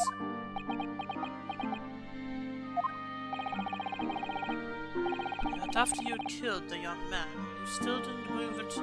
Yet after you killed the young man, you still didn't move into the room. I asked the landlord, of course. I pleaded with him, but he refused. Why? I was 3 months behind with the rent, for one thing. Mr. Garrett really has had a lot to put up with. And he had the gas repair work done immediately afterwards, putting the room out of action for a while. And then, this Japanese man swooped in at just the right moment to sign the new lease. Poor Mr. Natsume. What unfortunate timing. Then, 5 days ago, after the incident on Briar Road, when the Japanese fellow got himself arrested, I thought I'd finally have my chance. But it wasn't to be. More the scene was sealed off and guarded by the police night and day. And if I remember rightly, Mr. Sholmes spent the whole day in there reading books. I couldn't even enter the room, let alone such a loot. Which is why, on the day Mr. Natsume was acquitted and returned to his room, you once again tried your trick of blowing air into the gas pipe that feeds the stove in his room. Unbeknownst to you, however, that action would lead you into a deadly trap.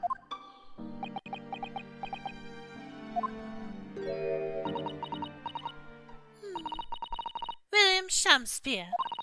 How does it go? To be or not to be? That is the question. From Shakespeare's Hamlet, Act 3, Scene 1. Well, let me tell you in your case. It's not to be. That is the answer. You deserve to die for what you've done.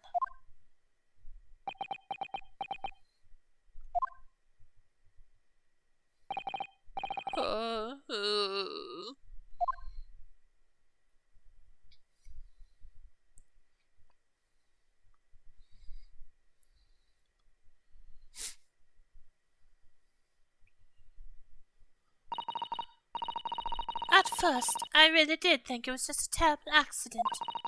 I'll never forget our conversation the night before Duncan died. The gas supply in my new lodgings are a complete disaster, you know, Olive. The gas supply? Yes, the stove always seems to go out in the middle of the night for some reason. But that's no joke. They say it's the convict's curse. Oh, Duncan, please, don't stay there. I don't care how cheap it is. Alright then, if it's that important to you, I'll start looking for a new place. There are spare rooms at my house. Why don't you leave that horrible... There are spare rooms at my house. Why don't you leave that horrible room tonight? No, I'd better not. We said we'd wait until we'd graduated before we told our parents, remember? But that was the last time we ever spoke. That very night, you fell victim to the gas. If only I'd known it was going to happen, I'd have insisted he left that horrible room that instant. But instead, all I've been left with is bitter regret. I stopped going to school, but something kept drawing me back to the house on Briar Road. I saw a stooped eastern-looking man with a mustache coming out of the house one day when I was there. He walked up the road to grab scrubbery for some food, so I followed him and sat myself down next to him. He had some watery-looking soup and started to pick a quarrel with the publican. That place is cursed, I tell you. Cursed! The ghost of that convict who used to live there is trying to suffocate me! I wake up in the middle of the night, freezing to death because the stove has gone out. The room is full of gas and I can hardly breathe. But the pipes have been checked, no problem there. It's like I'm the problem! That's what they're thinking! But how could that be? Duncan was gone and... now this man had almost suffered the same fate. Could it really be a curse? Then I remembered a rumor I'd heard about how the gas companies go around investigating the gas installations. A rumor? Oh, you mean... Yes, everybody's heard the stories, it seems, about how they go around checking the pipes. How anything connected to the gas can be extinguished by blowing air onto the pipework. That's when it started. A little flicker of doubt in the back of my mind that just wouldn't go away. Was it really an accident, though? Once I'd had the idea, it wouldn't leave me alone. It plagued me day and night. So I bought this at one of the black markets in the East End. Black market? I'd never been. I just heard people talk about them. And you really can buy anything you can think of there. In some ways, Being able to get my hands on this so easily made me even more determined. I had to find one way or another.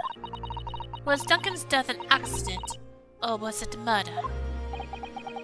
And your chosen method for establishing the truth was simple, but highly effective.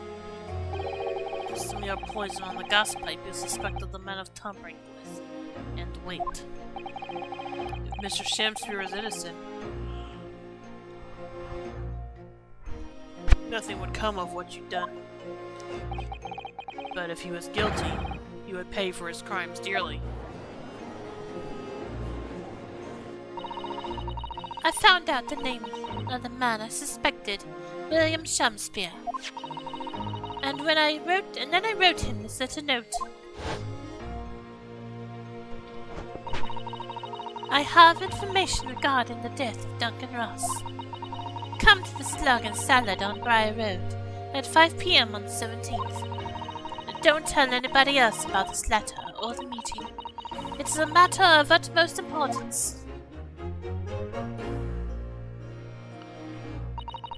If he'd done it, I knew that would worry him enough so he'd be sure to go.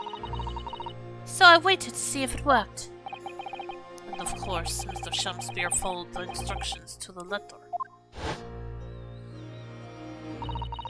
I worked out where the gas pipe was straight away, so I smeared a good amount of the poison I'd bought all around the mouth of the pipe. All the time praying that the devil's work wouldn't be done, and that it was all just some wild fantasy.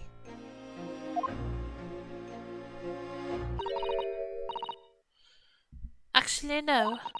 All the time praying that the devil's work would be done, and that the culprit would get his just desserts.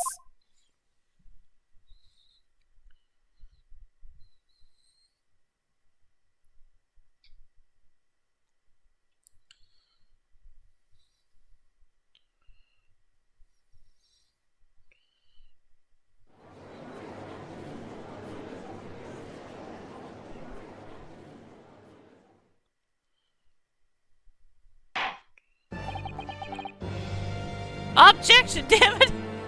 Yeah, it was pretty quiet there, wasn't it? Welcome to the stream, Queen Athena. How you doing tonight? 3 days ago, when you were first stood in the dock before me, this whole affair seemed relatively straightforward. Yes, my lord! I'm good, thanks. Yeah, that's good. Glad to hear it. Yes, my lord! I certainly never imagined the depths of depravity that we would subsequently find lurking behind the scenes. It has been a long road, my niece friend. Oh, yes! And one I certainly didn't envisage walking with you. Nevertheless, together we have reached the light at the end of the tunnel, as it were. Miss Green! Yes, my lord.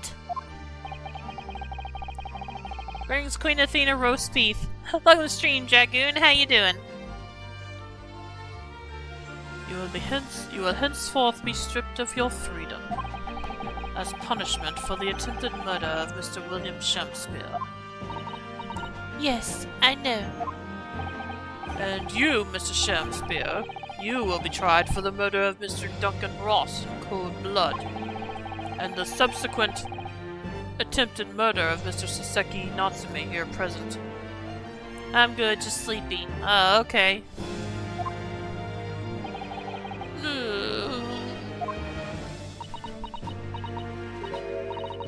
Mr. Naruhodo? Yes? Yesterday, at the hospital, when you and your friends stopped me from ending your life by drinking what was left in the poison bottle? I wasn't myself. I can't even really remember what was going through my mind. To be or not to be, I suppose. That's a question that's so hard to answer, it seems. Well, personally, I'm glad of your being here, Miss Green. Oh! And I like to believe that it's a blessing Mr. Shamspear didn't die when he ingested the poison. For your sake, at the very least.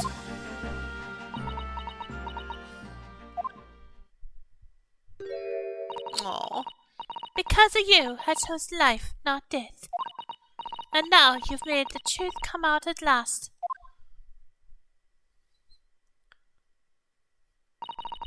Really, I can't thank you enough. Aww. Oh, Miss Green. Mr. Soseki Natsume. Yes, my lord. The court declares that you are exonerated from all blame in this matter. Accordingly, I would call upon the ladies and gentlemen of the jury to present a verdict of not guilty. We are in full agreement, my lord. In that case, I hereby declare the defendant. Oh boy. Yep, that was a long case. And it's only the second one in the game.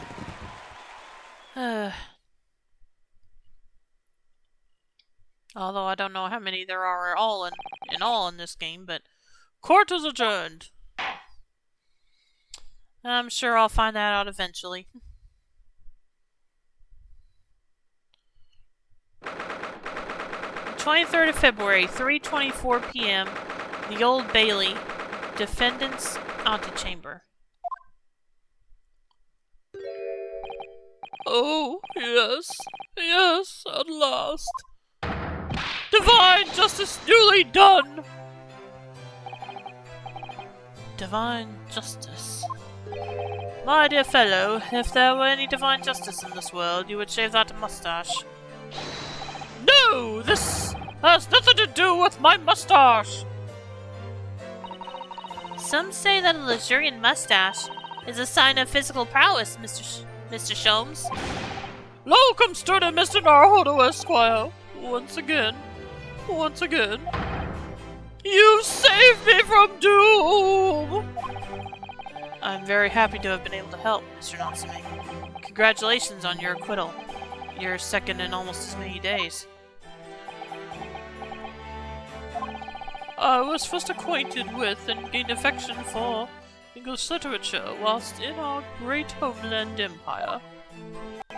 And then, by a twist of fate, I was brought to the land that bore the fruit of that literature.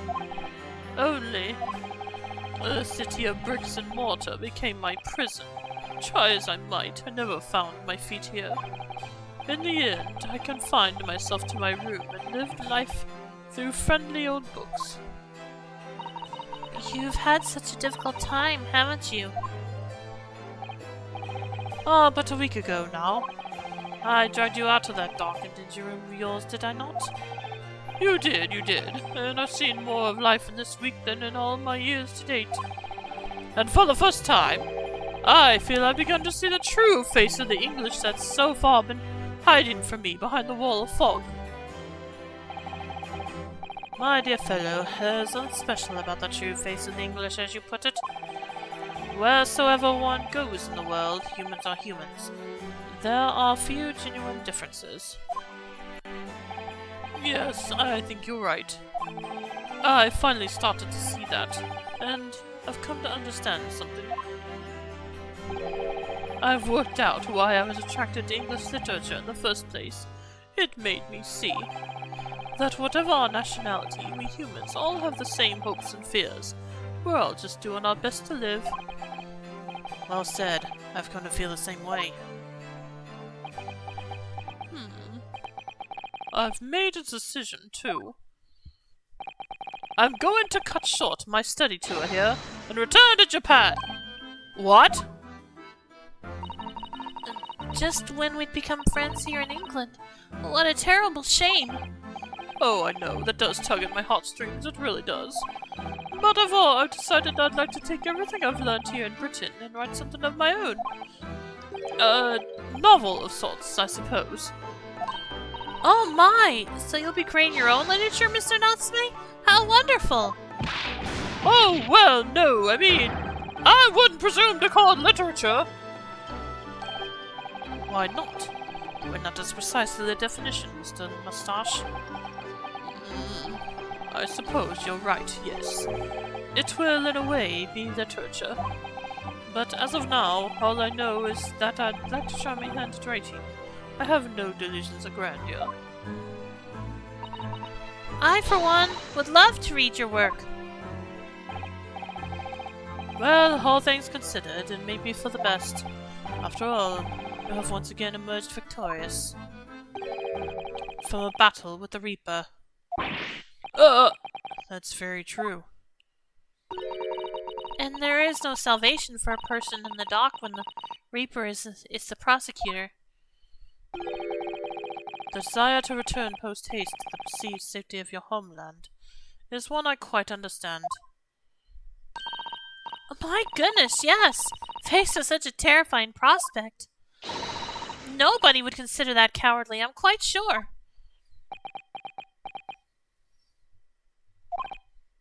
But that's not why I'm leaving! I mean it! Objection! Oh, he held objection. And that was the case that we found ourselves embroiled in 6 months ago now. Soseki-san did indeed return to Japan and submitted a report about both cases to the government. It was on reading that report that Professor Mikotoba was prompted to visit the scholar. And barely any time later, Suzato-san was given the news that she must return to Japan as well, on the back of a telegram stating falsely that her father had fallen gravely ill. The only possible explanation that comes to mind is what happened after the trial on the following day. The day that we uncovered the loot hidden by the now deceased convict in his former lodgings.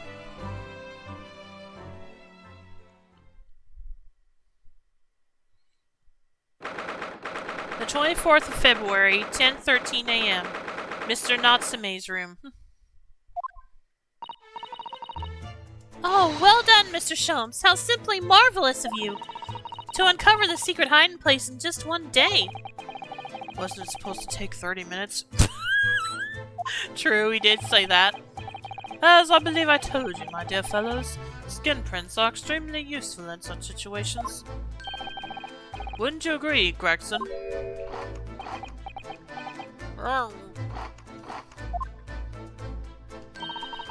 Gregsy's been happily munching in agreement this whole time, you know, Hurley.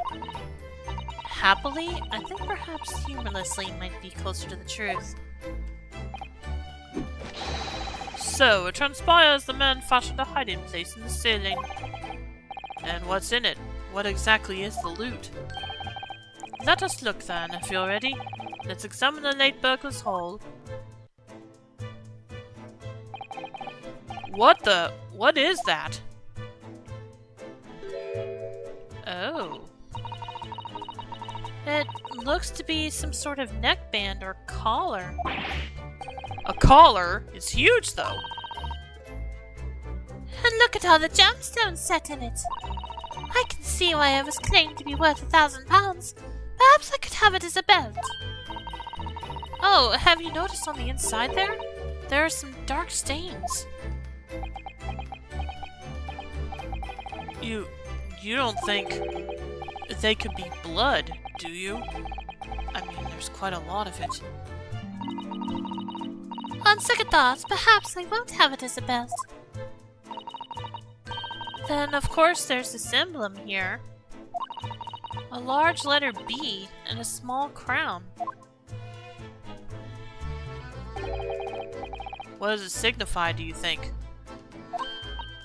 Oh, I hadn't noticed that.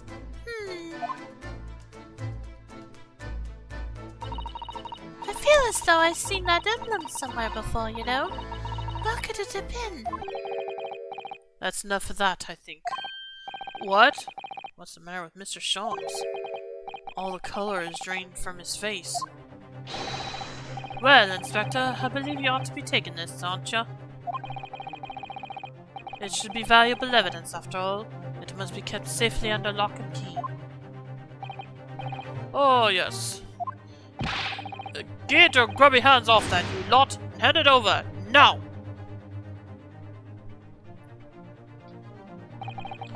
I'd never seen a collar that large before, and all those jewels certainly looked to be extremely valuable. But that's not what stood out the most to me. At least, not once I'd noticed it. Those dark marks on the inside of the collar.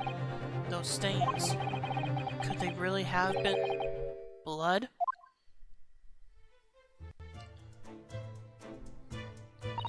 Well, that was a funny case, wasn't it? But it's all buttoned up now. And you look very pleased, Iris. I am, because I was starting to wonder what I could use as the basis of this month's story in the magazine. But this case will be perfect. It's been so fascinating. You're talking about the latest installment of the Adventures of Hairlock Sholmes, I presume? The mystery of the knife in the mist, and the mustached man and the convict's curse, perhaps. I could make it a two-part story. Oh, I can't wait! A word, please, Iris. Yes, what is it, Hurley?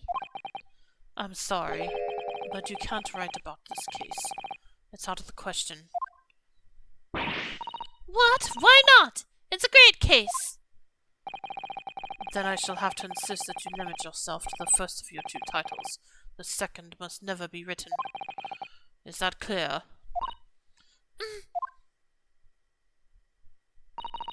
Yes.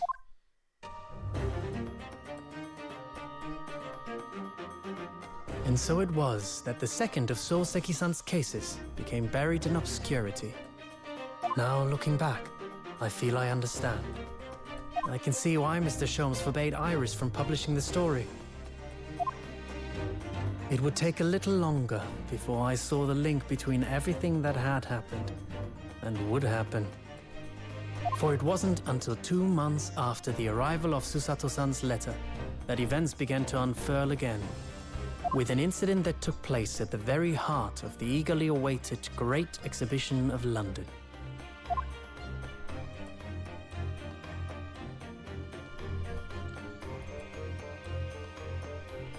And that's the end of this chapter, case, whatever you want to call it. The Key of Knowledge trophy earned.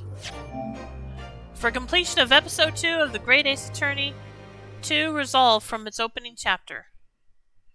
And yes, I will save my progress.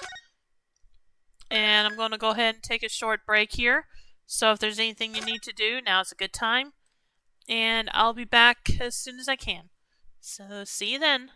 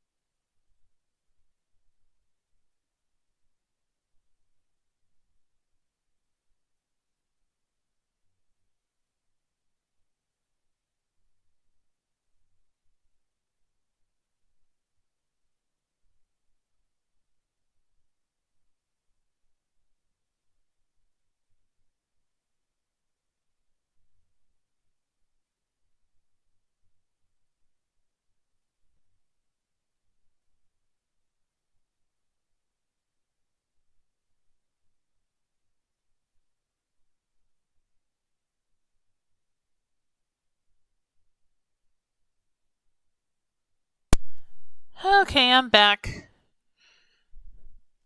Let's see what's going on in episode 3. Why is it called Investigation already? We hadn't even started the chapter yet. The Return of the Great Departed Soul.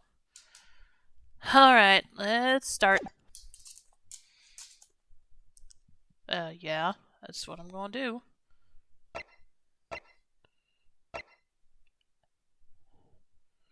Alright, yeah, let's do this. Start playing for the start of this episode? Yeah.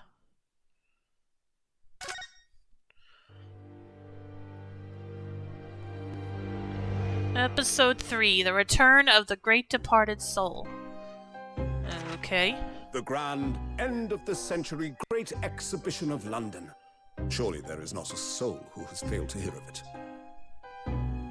Wondrous new works of culture and industry from every corner of the globe had converged on Hyde Park, welcoming over 50 million visitors. The last great hurrah of this century. Astonished and delighted people of all nations, and ended on a note of resounding success. But as regards to the terrible catastrophe that occurred during the festivities, very few were aware my friend Mr. Herlock Sholmes had a hand in unraveling the matter. For from the shadows, it was he who earnestly unearthed the facts of the case. And like the centerpiece of the great exhibition, which rose high into the skies of Hyde Park, Sholmes's brilliant deductions, as clear and lofty as the Crystal Tower itself, brought the truth to light.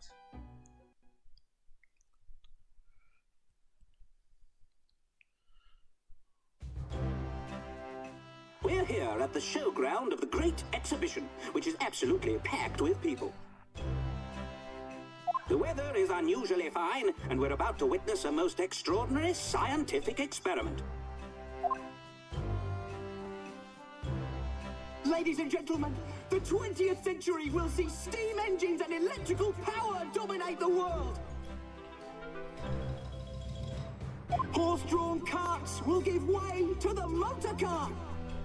Ships will sprout wings and take to the skies. And today, we showcase even more advanced technology. A glimpse into the future. A world first. A demonstration of my super high voltage instantaneous kinesis machine!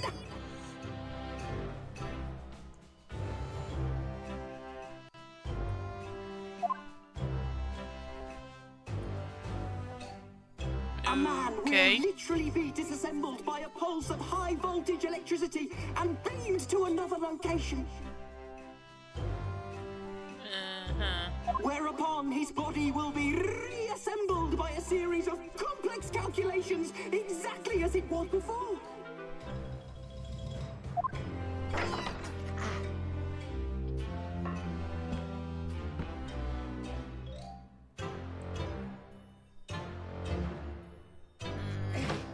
This is not going to end well, is it?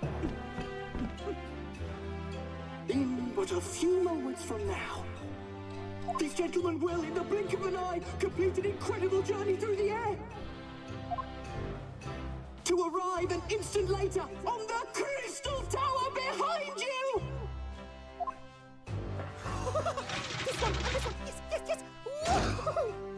Yeah, I think you're getting a little too excited there, buddy. Yes! Yes! Yes! Yes!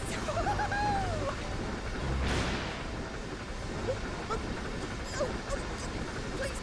That's not what I wanted!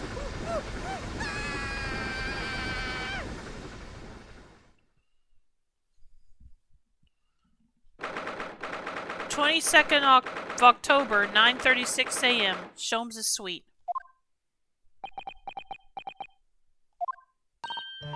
Bruno, are you listening? Oh, sorry. What was that, Iris? What's the matter with you? You've been miles away all morning. Didn't you like what I cooked for breakfast? No, that's not it at all. What were we talking about again? today's paper. It's full of news about the Great Exhibition again.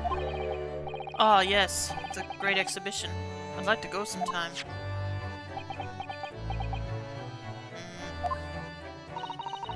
You're really not your usual self today. You seem very down. Don't you agree, Hurley? I think Hurley. I think Hurley is worse off than Ryunosuke. Did you say something? Did you say something, Iris? Oh gosh, you're even more down!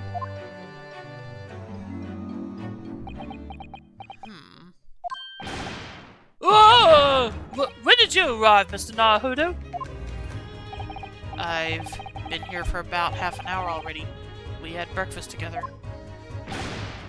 What? Why didn't you mention it before? I, thought you might have known I was here. You know, because breakfast? Iris is quite right. You're clearly lacking in vim. So much so that I didn't notice your presence. Thanks. Of course, I could deduce the reason perfectly well with some simple observations. What? Let's see. Yes, for example, your tousled hair this morning with all its unruly spikes. Clearly, it can be deduced, therefore, that... let me stop you there, Mr. Sholmes, because I think I can see where this is going. My hair always looks like this. It always has, ever since we first met, in fact. Oh, really? How interesting. It just doesn't look like a haircut as such, I suppose.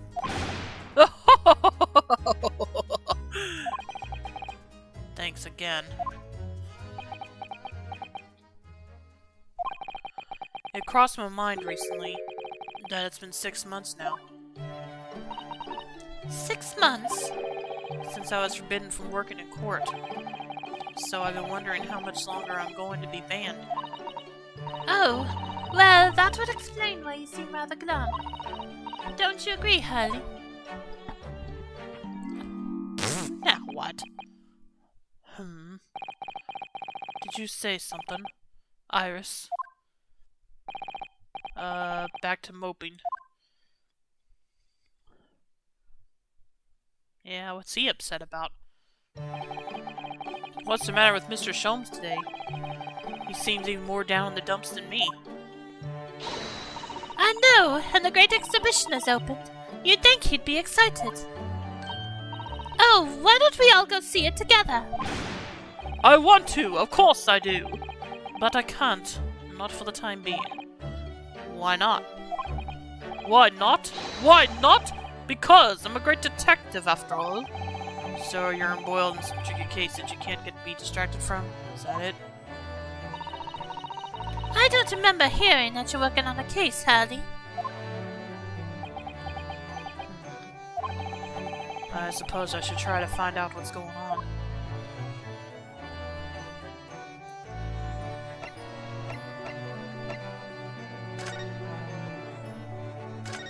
Then 6 months ago.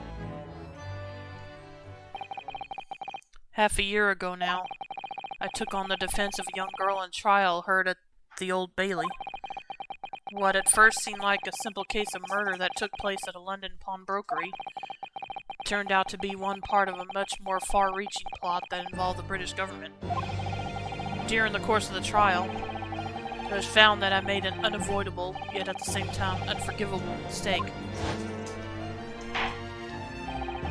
Words failed me. This situation is utterly deplorable.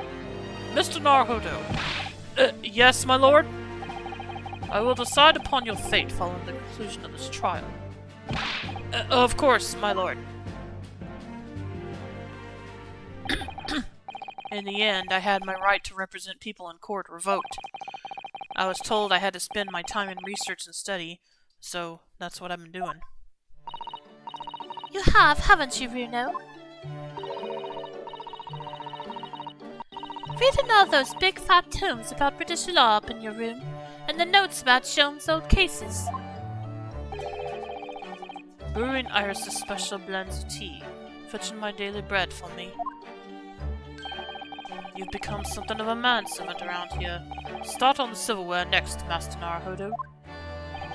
Well, I'm thinking of going to ask the powers that be to reconsider. Specifically Lord Strongheart at the British Supreme Court on Whitehall. Lord Strongheart? Ah, the delightful Lord Chief Justice. Not my favorite fellow. He's not mine either, but he's the man I have to talk to. He's the only one who can grant permission for me to start working in the courts again. I came to Britain to become the best lawyer I could, and I can't do that just sitting around here. The Great Exhibition. The whole of London has been swept up in this great exhibition, hasn't it? The most advanced science, the most modern technology, the finest works of art and feats of engineering. For the next 6 months, our capital will be showcasing these things, and the world will be watching. Oh, do you know what I'd like to do? I'd like to look down on London from one of those lovely balloons. Look down on? Do you mean those things fly? Yes, of course. They fly high in the sky and don't even need wings to do it. All you need is hot air. But how? How does hot air have anything to do with flying? It makes no sense. I can't understand it at all. That's true of a lot of scientific discoveries. Most people can't understand them at first. But in 100 years' time, all these things would just be common knowledge. I suppose they might be. Mind you, some of the science being demonstrated seems very questionable. Something went wrong on the open experimentation stage yesterday, apparently. There was a huge explosion. Still, I wish I'd seen it though. I'd love to see how bad some of these scam experiments really are. Says the innocent 10-year-old girl.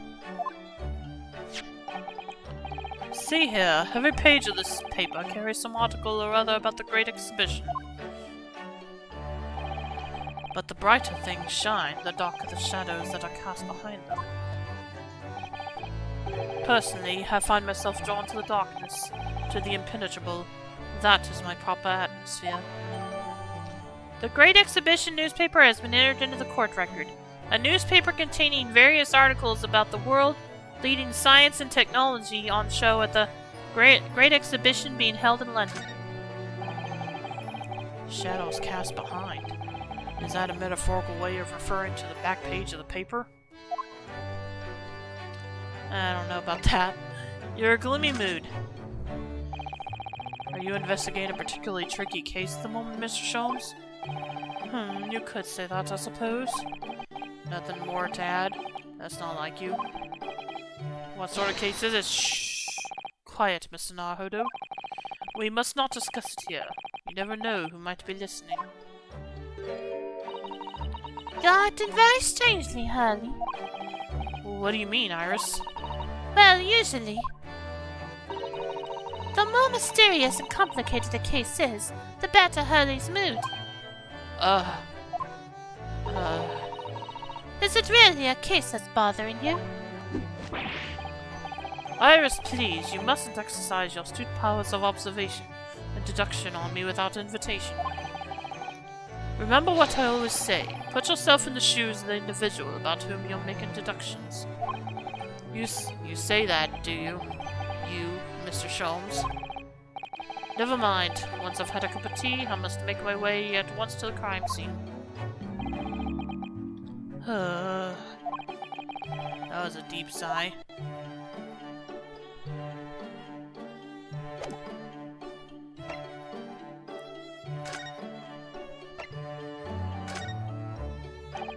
Mr. Sholmes, about this. My dear fellow, without wishing to sound rude, I'm currently in the middle of a very important blink. Perhaps some other more convenient time, Is there a set time for your important blinks? Or are they an all-day affair? Just so I know.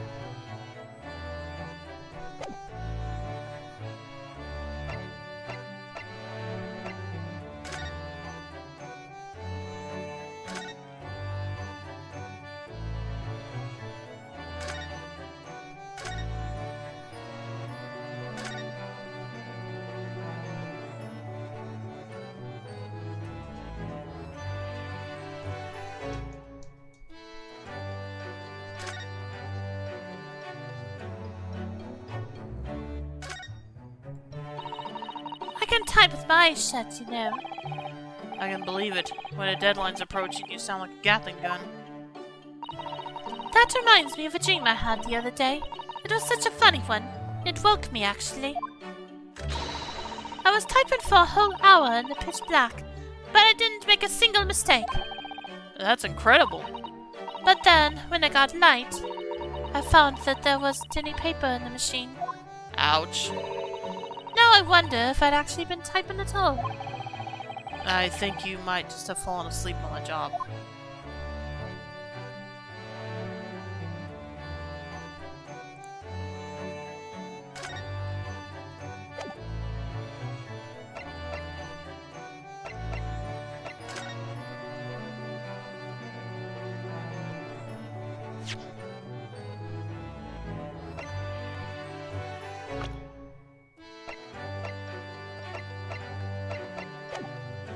I'm not sure what I'm supposed to do now.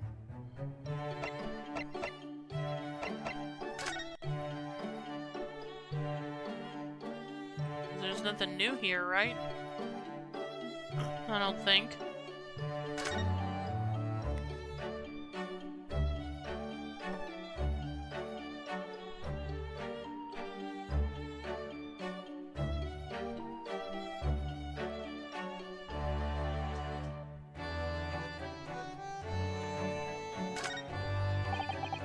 Every time I look at that machine, I can't help thinking what a monstrosity it is.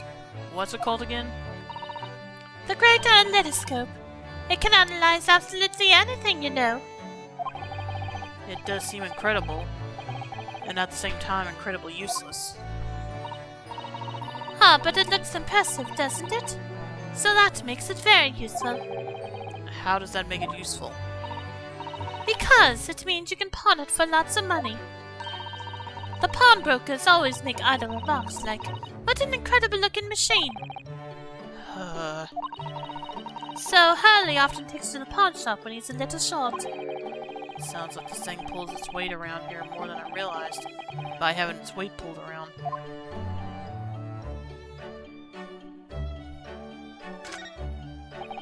Ah yes, Mr. Sholm's faithful musical companion. Wasn't this violin made by somebody famous? Yes, it's a Stradivarius. I'm afraid you'd have to save up for 100 years before you could afford one, Bruno. If I were to save up for 100 years, I wouldn't choose to buy a violin, personally. Oh, what would you buy then? I really have no idea. I think I'll have to do it so I can find out.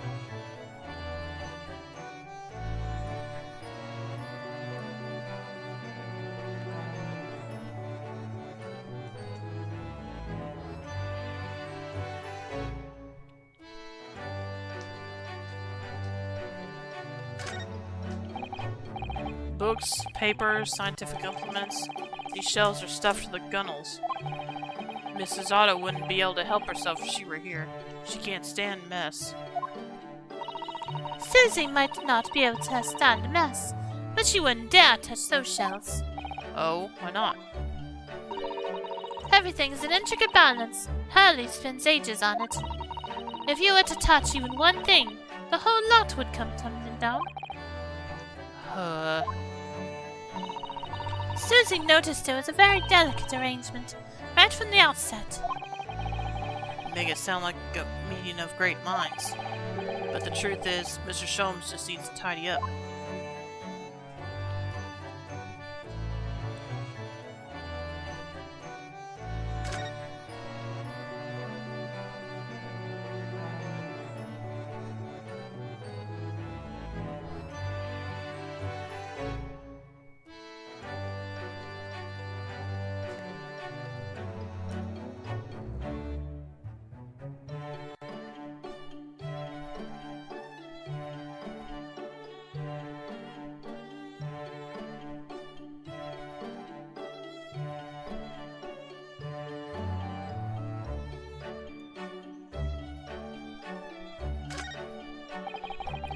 I do love a good fire in the colder months. Watching the flames flickering and dancing about is just so very relaxing. Cleaning out the chimney isn't so relaxing, though. No, getting covered in soot isn't my idea of fun. You know, Hurley decided he was going to clean it out himself last year. But you can guess what happened, can't you? He got himself stuck inside the flue. He's a very slim man, I admit, but there are limits to where a fully grown man can fit. Now, every time he dozes off by the fire, he has nightmares about it.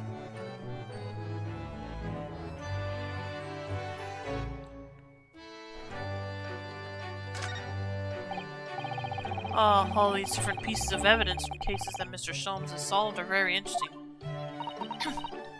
The trouble is, Hurley forgets things so quickly. He never remembers why these things are relevant. The other day, for example, he saw the orange pips that were there and decided to plant them in the garden. Pips? Yes, they've all sprouted now. We have 5 new little plants. Oh, well, I don't know what case they were from, but if Mr. Sholmes can get oranges to grow outside in England, he should change his profession.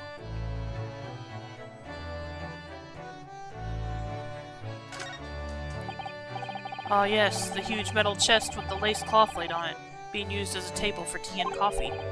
It's very sturdy, that's for sure, and firmly locked shut. That chest contains my father's detailed records of Hurley's many cases. Yes, so I've been led to believe, though personally I've never actually seen inside. And that's the way it will stay. Those papers are a secret between Daddy and me. If you go open it uninvited, you might find yourself being bitten. What? Is there a beast inside there or something?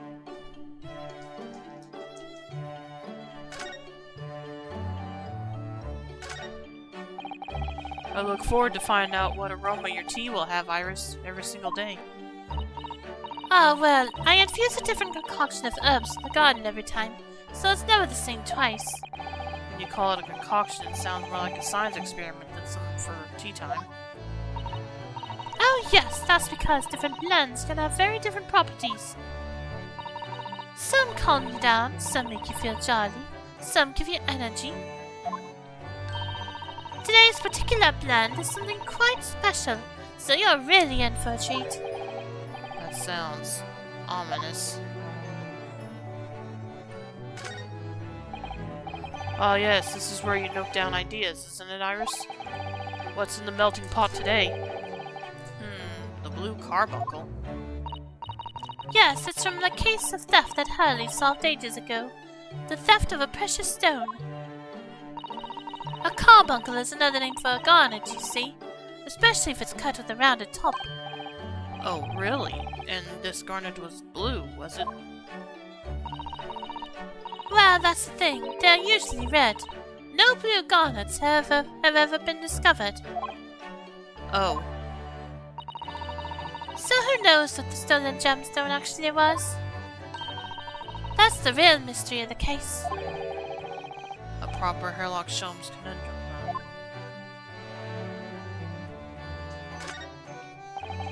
There are so many different bottles up there on that charming little set of white shelves. Oh, do be careful, Bruno. You mustn't try the contents of any of those bottles, even if you're hungry. I wouldn't do something stupid like that. I'm not a child, you know. Well, I wish I could say the same for Hurley. The other day, he polished off a full bottle of one of my alkalones. He what? He said he was hungry. I'll be extra careful.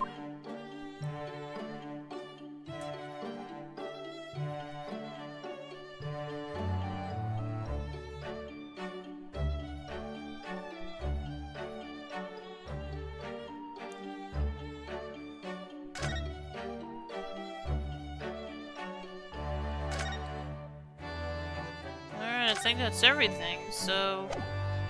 What? Now what?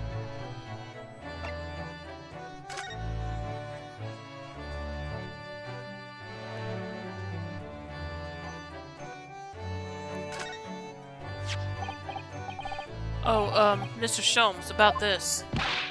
Shh, not another word. Oh yes, I see. This would be a collar for a breed of miniature canine with a particularly long neck. And for winter use. Actually, it's the armband I always wear that symbolizes my role as a defense lawyer. Precisely, which leads us to but one conclusion. Your arm is in fact the particularly long neck of a miniature canine. I'm starting to wish I'd never shown him this now. The man's barking mad.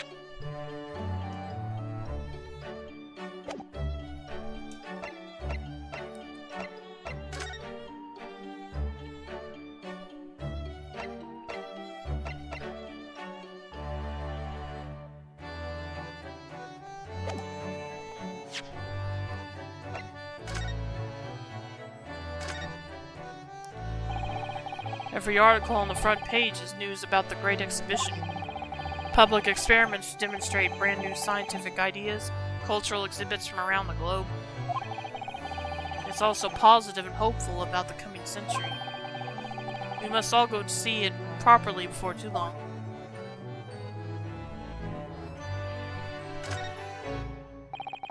So many glowing reports about the Great Exhibition and everything that's going on there. Other than this rather gloomy-looking one, that is. Wait, what? What's the matter, Bruno? Oh. The Reaper attacked. That's Lord Von Zeeks. This must be what Mr. Sholmes was talking about. Does he know any more, I wonder? Well, one way to find out.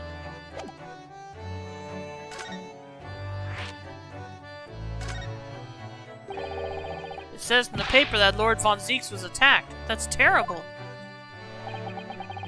You know the legend of the Reaper of the Bailey, of course, don't you? Only too well, in fact. Yes, Prosecutor Baroque Von Zeeks. They say that if the Reaper is the prosecutor in a case, there's no salvation for whoever's in the dock. Even if the defendant is found not guilty. Once the Reaper has someone in his sights, one way or another, that person's time left on this earth will be short.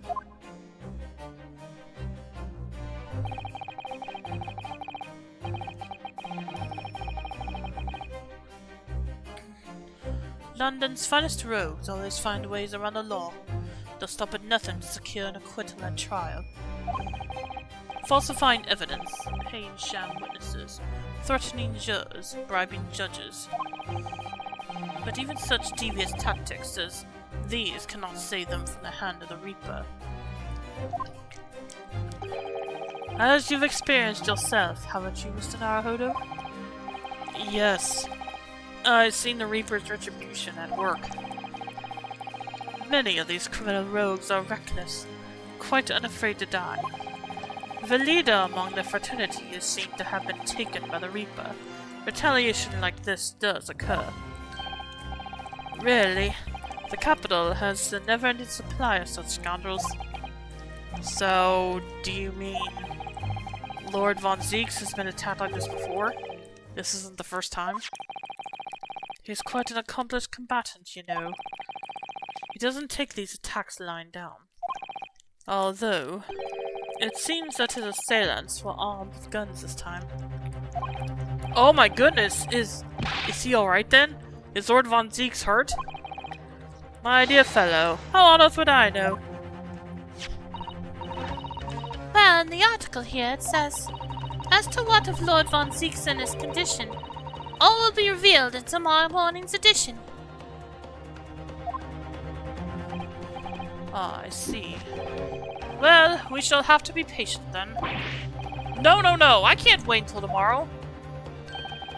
In that case, you shall have to inquire with someone in the know, somebody in the know. But who? Lord Strongheart, perhaps.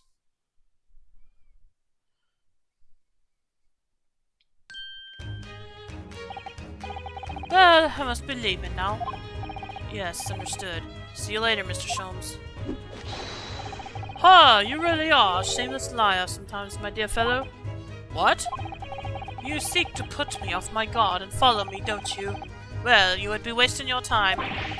The thought hadn't crossed my mind. But now I'm wondering where you're going. Well then, see you later indeed. Listen to him. He's still laughing on his way out of the door. Oh! Alright then, Reno. Let's get going. Oh, Iris. What are you wearing? I got changed to go to the Great Exhibition. You're going to take me. What? But I was just about to go to the Supreme Court. Oh, well, that sounds fun too. You're going to take me there then. Alright, fine. Just lower that weapon, would you? Of course. And at the Supreme Court, then we'll go see the Great Exhibition. Alright, let's go. A new location has been added. Lord Chief Justice's office. The office of Lord Chief Justice Strongheart in Britain's great city, capital city, London. Its grand stone architecture and the echoey tick of the vast cogwheels lend it an air of authority.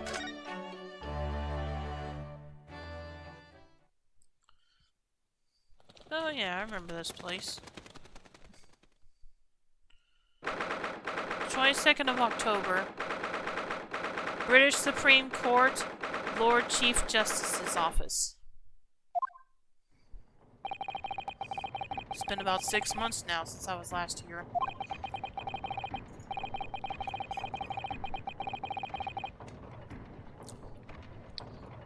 But some things never change, like the sense of foreboding I always seem to feel in this place.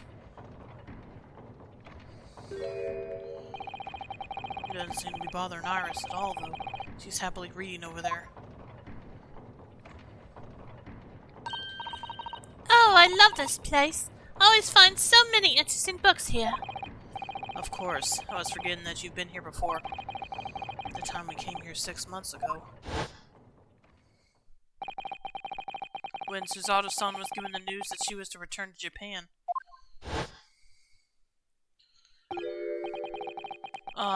I understand you wish to speak with me.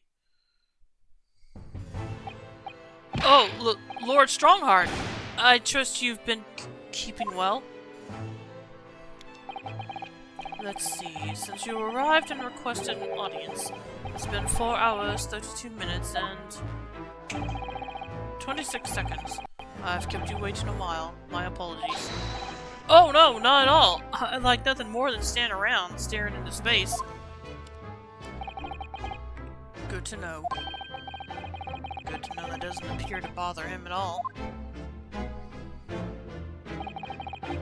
Mayo Strongheart, Lord Chief Justice of London. He's the man who allowed me to start practicing as a defense lawyer when I arrived in Britain as a student. You need only savor the air for a moment in this grand office to understand his preeminent status.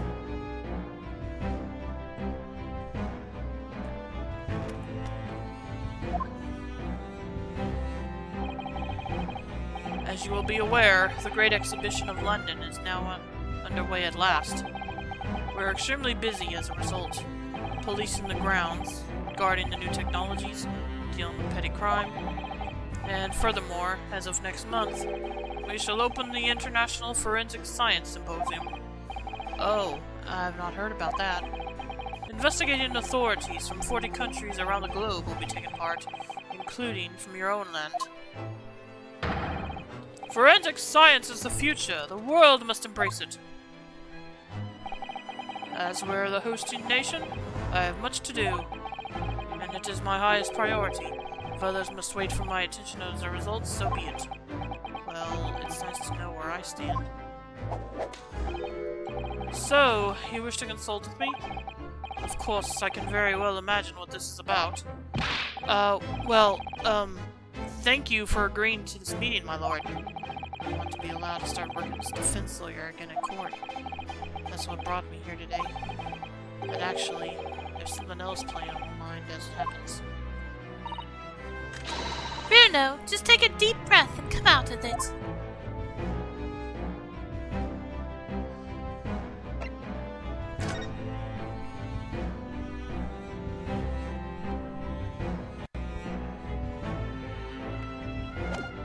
Hang on a minute.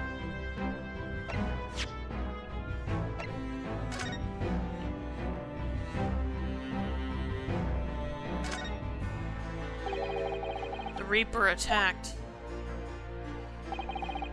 is the kingpins of the criminal underworld, generally managing to escape conviction in the Reaper's trials. And this isn't the first time their henchmen have tried to attack Lord Von Zeeks as a result, by the sound of it. It makes you think, if that's how the justice system works in London, then there must be dark forces at work.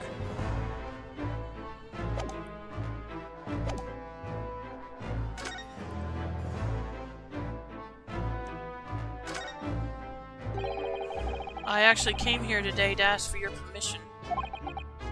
Go on. 6 months ago, my right to work in court as a lawyer was revoked and I was told to spend my time studying.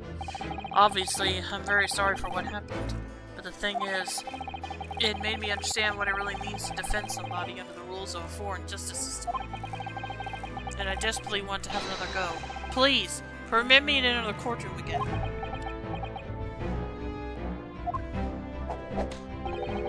Mr. Nahodo. Yes? Here it comes. I'm sure you haven't forgotten your position here, have you?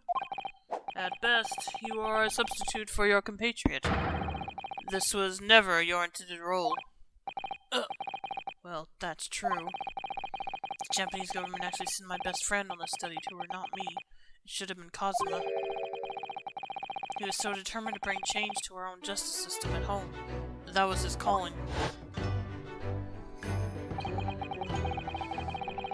If that tragic accident hadn't happened, I wouldn't be here in this office now.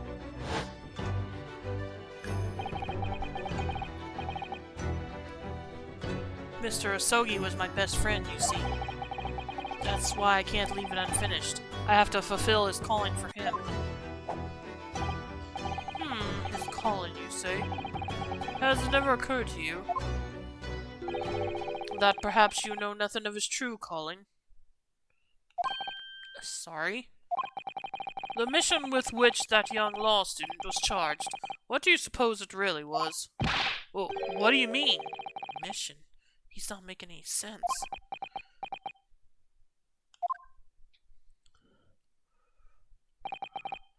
Never mind.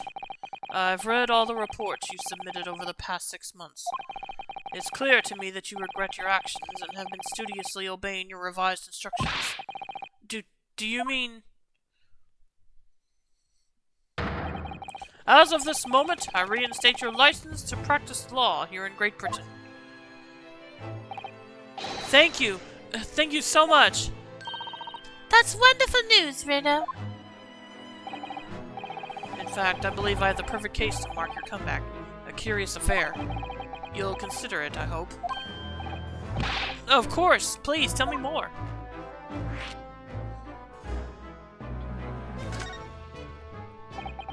You described it as a curious affair? Yes, that's right. I believe it was reported in the press. Are you aware that there was a serious accident at the Great Exhibition yesterday? Oh, no. Yes, I read about it. A professor from Germany tried to carry out a crazy experiment. Let me see, how was it described? Super high voltage instantaneous kinesis, I think. Instantaneous kinesis, as in doing things with a click of the fingers? That's right. It's just what my elbow blends need. A dash of devil may care. Whatever this serious accident was exactly, it's clearly captured Iris's imagination. It's an unfortunate business. A large explosion engulfed the public experimentation stage and a man lost his life. A certain Mr. Odie Asman. An investor and a well-known figure in society. A large explosion?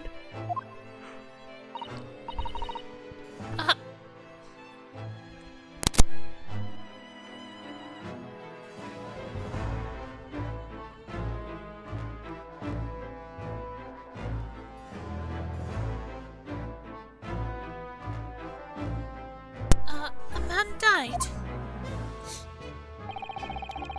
The man responsible for the experiment was Professor Albert Harebrain. Okay. He was detained immediately after the accident and is due to appear in court tomorrow on the charge of murder. What? Murder? If you intend to take on his defense, you should hurry to meet with him at the prison.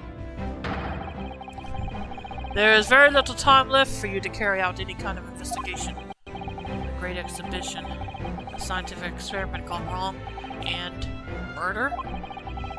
I feel out my death before I even started. Still...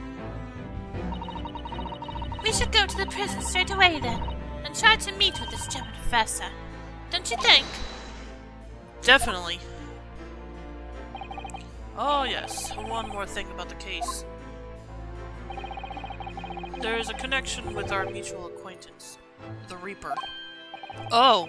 Thorn von Zeeks? How?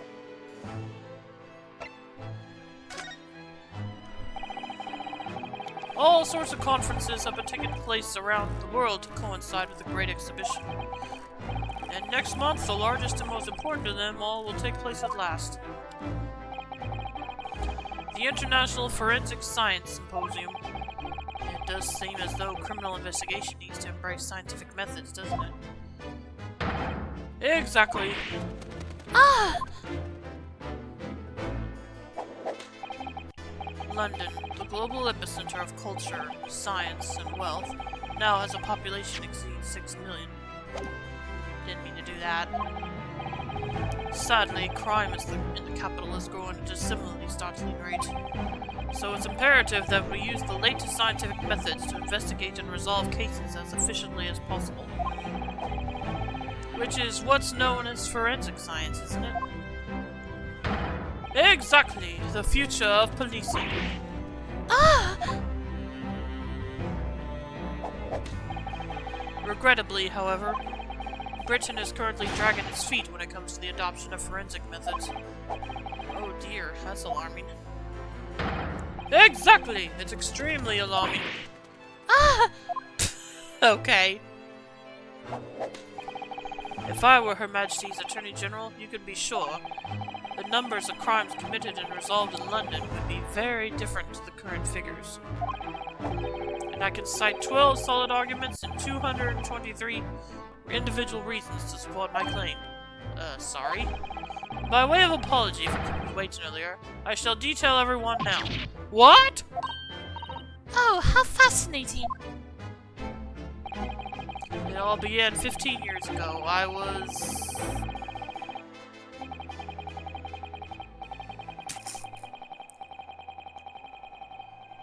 Yep.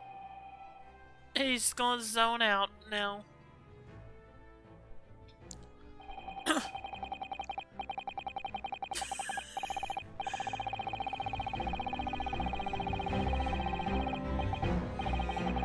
And that more or less sums up my feelings on the matter, in the simplest of terms, of course. Essentially, to formally establish a forensic investigation with an investigation division within Scotland Yard. That is my mission. Oh, right. Yes, that's wonderful. Exactly. Wonderful is precisely what it will be. Iris isn't paying attention at all. She's got her nose in another book now. Oh, is it over? Did you learn anything useful? I actually drifted off for the most part. Surprisingly ardent about forensic science.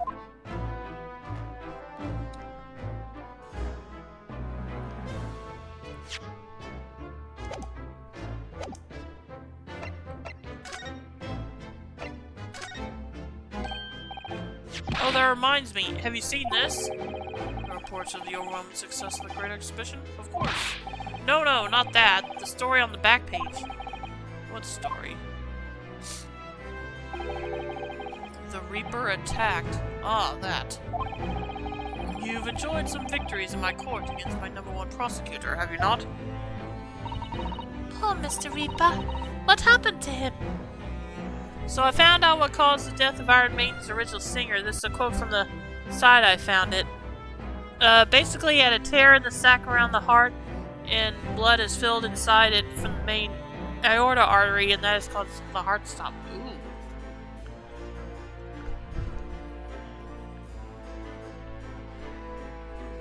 Yeah, that sounds pretty bad.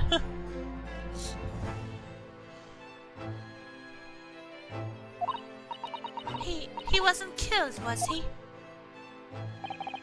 There is no need for concern. Lord Von Zieks will not be so easily dispatched, I assure you. Can you tell us what happened? I'd really love to know. Very well. If it interests you. It does, strangely.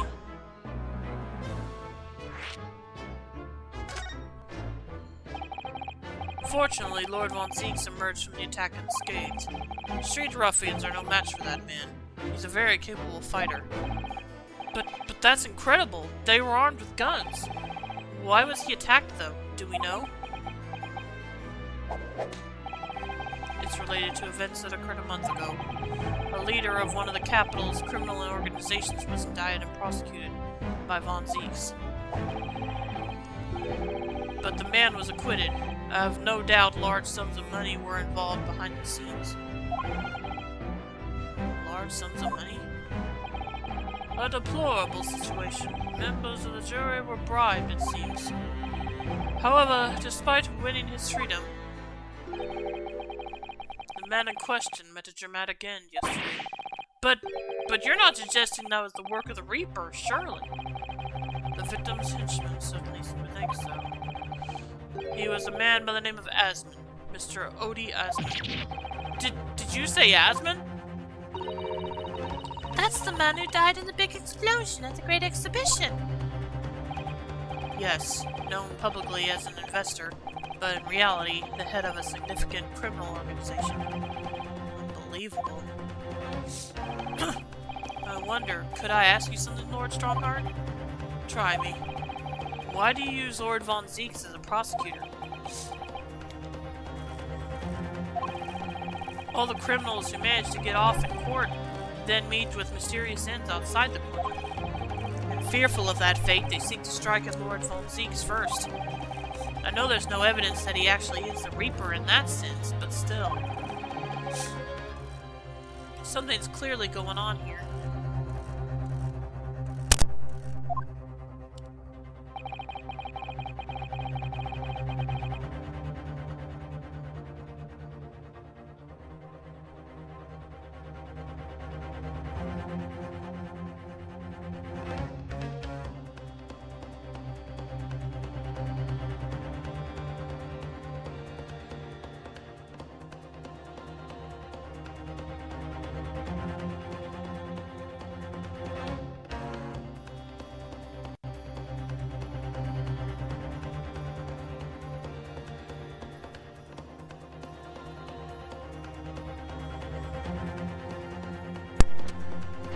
I have Von Zieks work for the prosecution service for two reasons.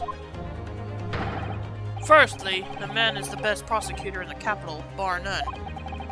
And secondly, any deaths of criminals that have occurred outside the courtroom following his trials are nothing to do with him. But that doesn't make sense. How can you explain the way so many have died if not by someone's hand? Von Zieks may have earned himself the moniker the Reaper, but he is no killer. So he will continue to prosecute on behalf of the Crown. Unless he wishes otherwise, of course.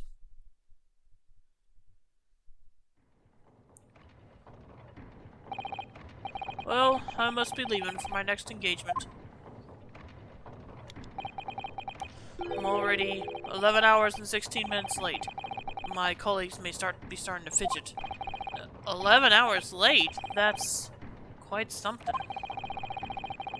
That mean had already started when I arrived back here for this engagement with you. So, lateness was inevitable. Time stops for no man. I'm sure it stopped for me during those 12 solid arguments and 223 reasons. Oh yes! Where would I find Lord Von Zieks now? I would assume he's at his office. Right, I'll go and ask him about the attack in person. I want to get this straight from the horse's mouth. Away with you now! I'm leaving Professor Harebrain's defense entirely in your hands. Of course, yes. Thank you very much, my lord.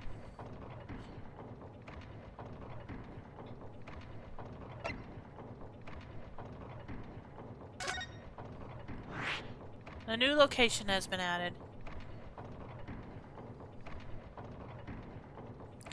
I can just imagine myself in the game. I'm saying objection for no reason, but at the same time saying it at the right time. That would be funny. I think I'm gonna go ahead and end the stream here for tonight, and I'll start this up tomorrow. I'll start the actual investigation tomorrow. So, hope you enjoyed tonight's stream. As always, you can follow my YouTube channel, link below to see my past streams. And I'll be back tomorrow, as I said, to continue playing this, and we'll begin the official investigation, and maybe also find out what's happened with Von Zeeks. So I'll see you then. And if you stick around, I'll drop a raid. Let's see who we're going to raid tonight.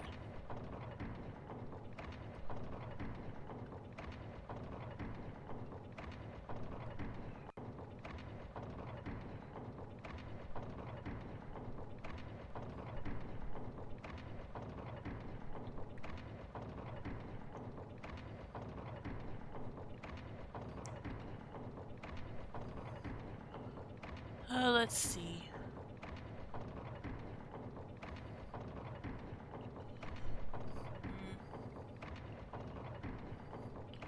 We'll go ahead and raid Shion, who's playing Soulstone Survivors, so I hope you'll stick around for that. And I'll see you all tomorrow. Have a good night and take care, everyone. Bye.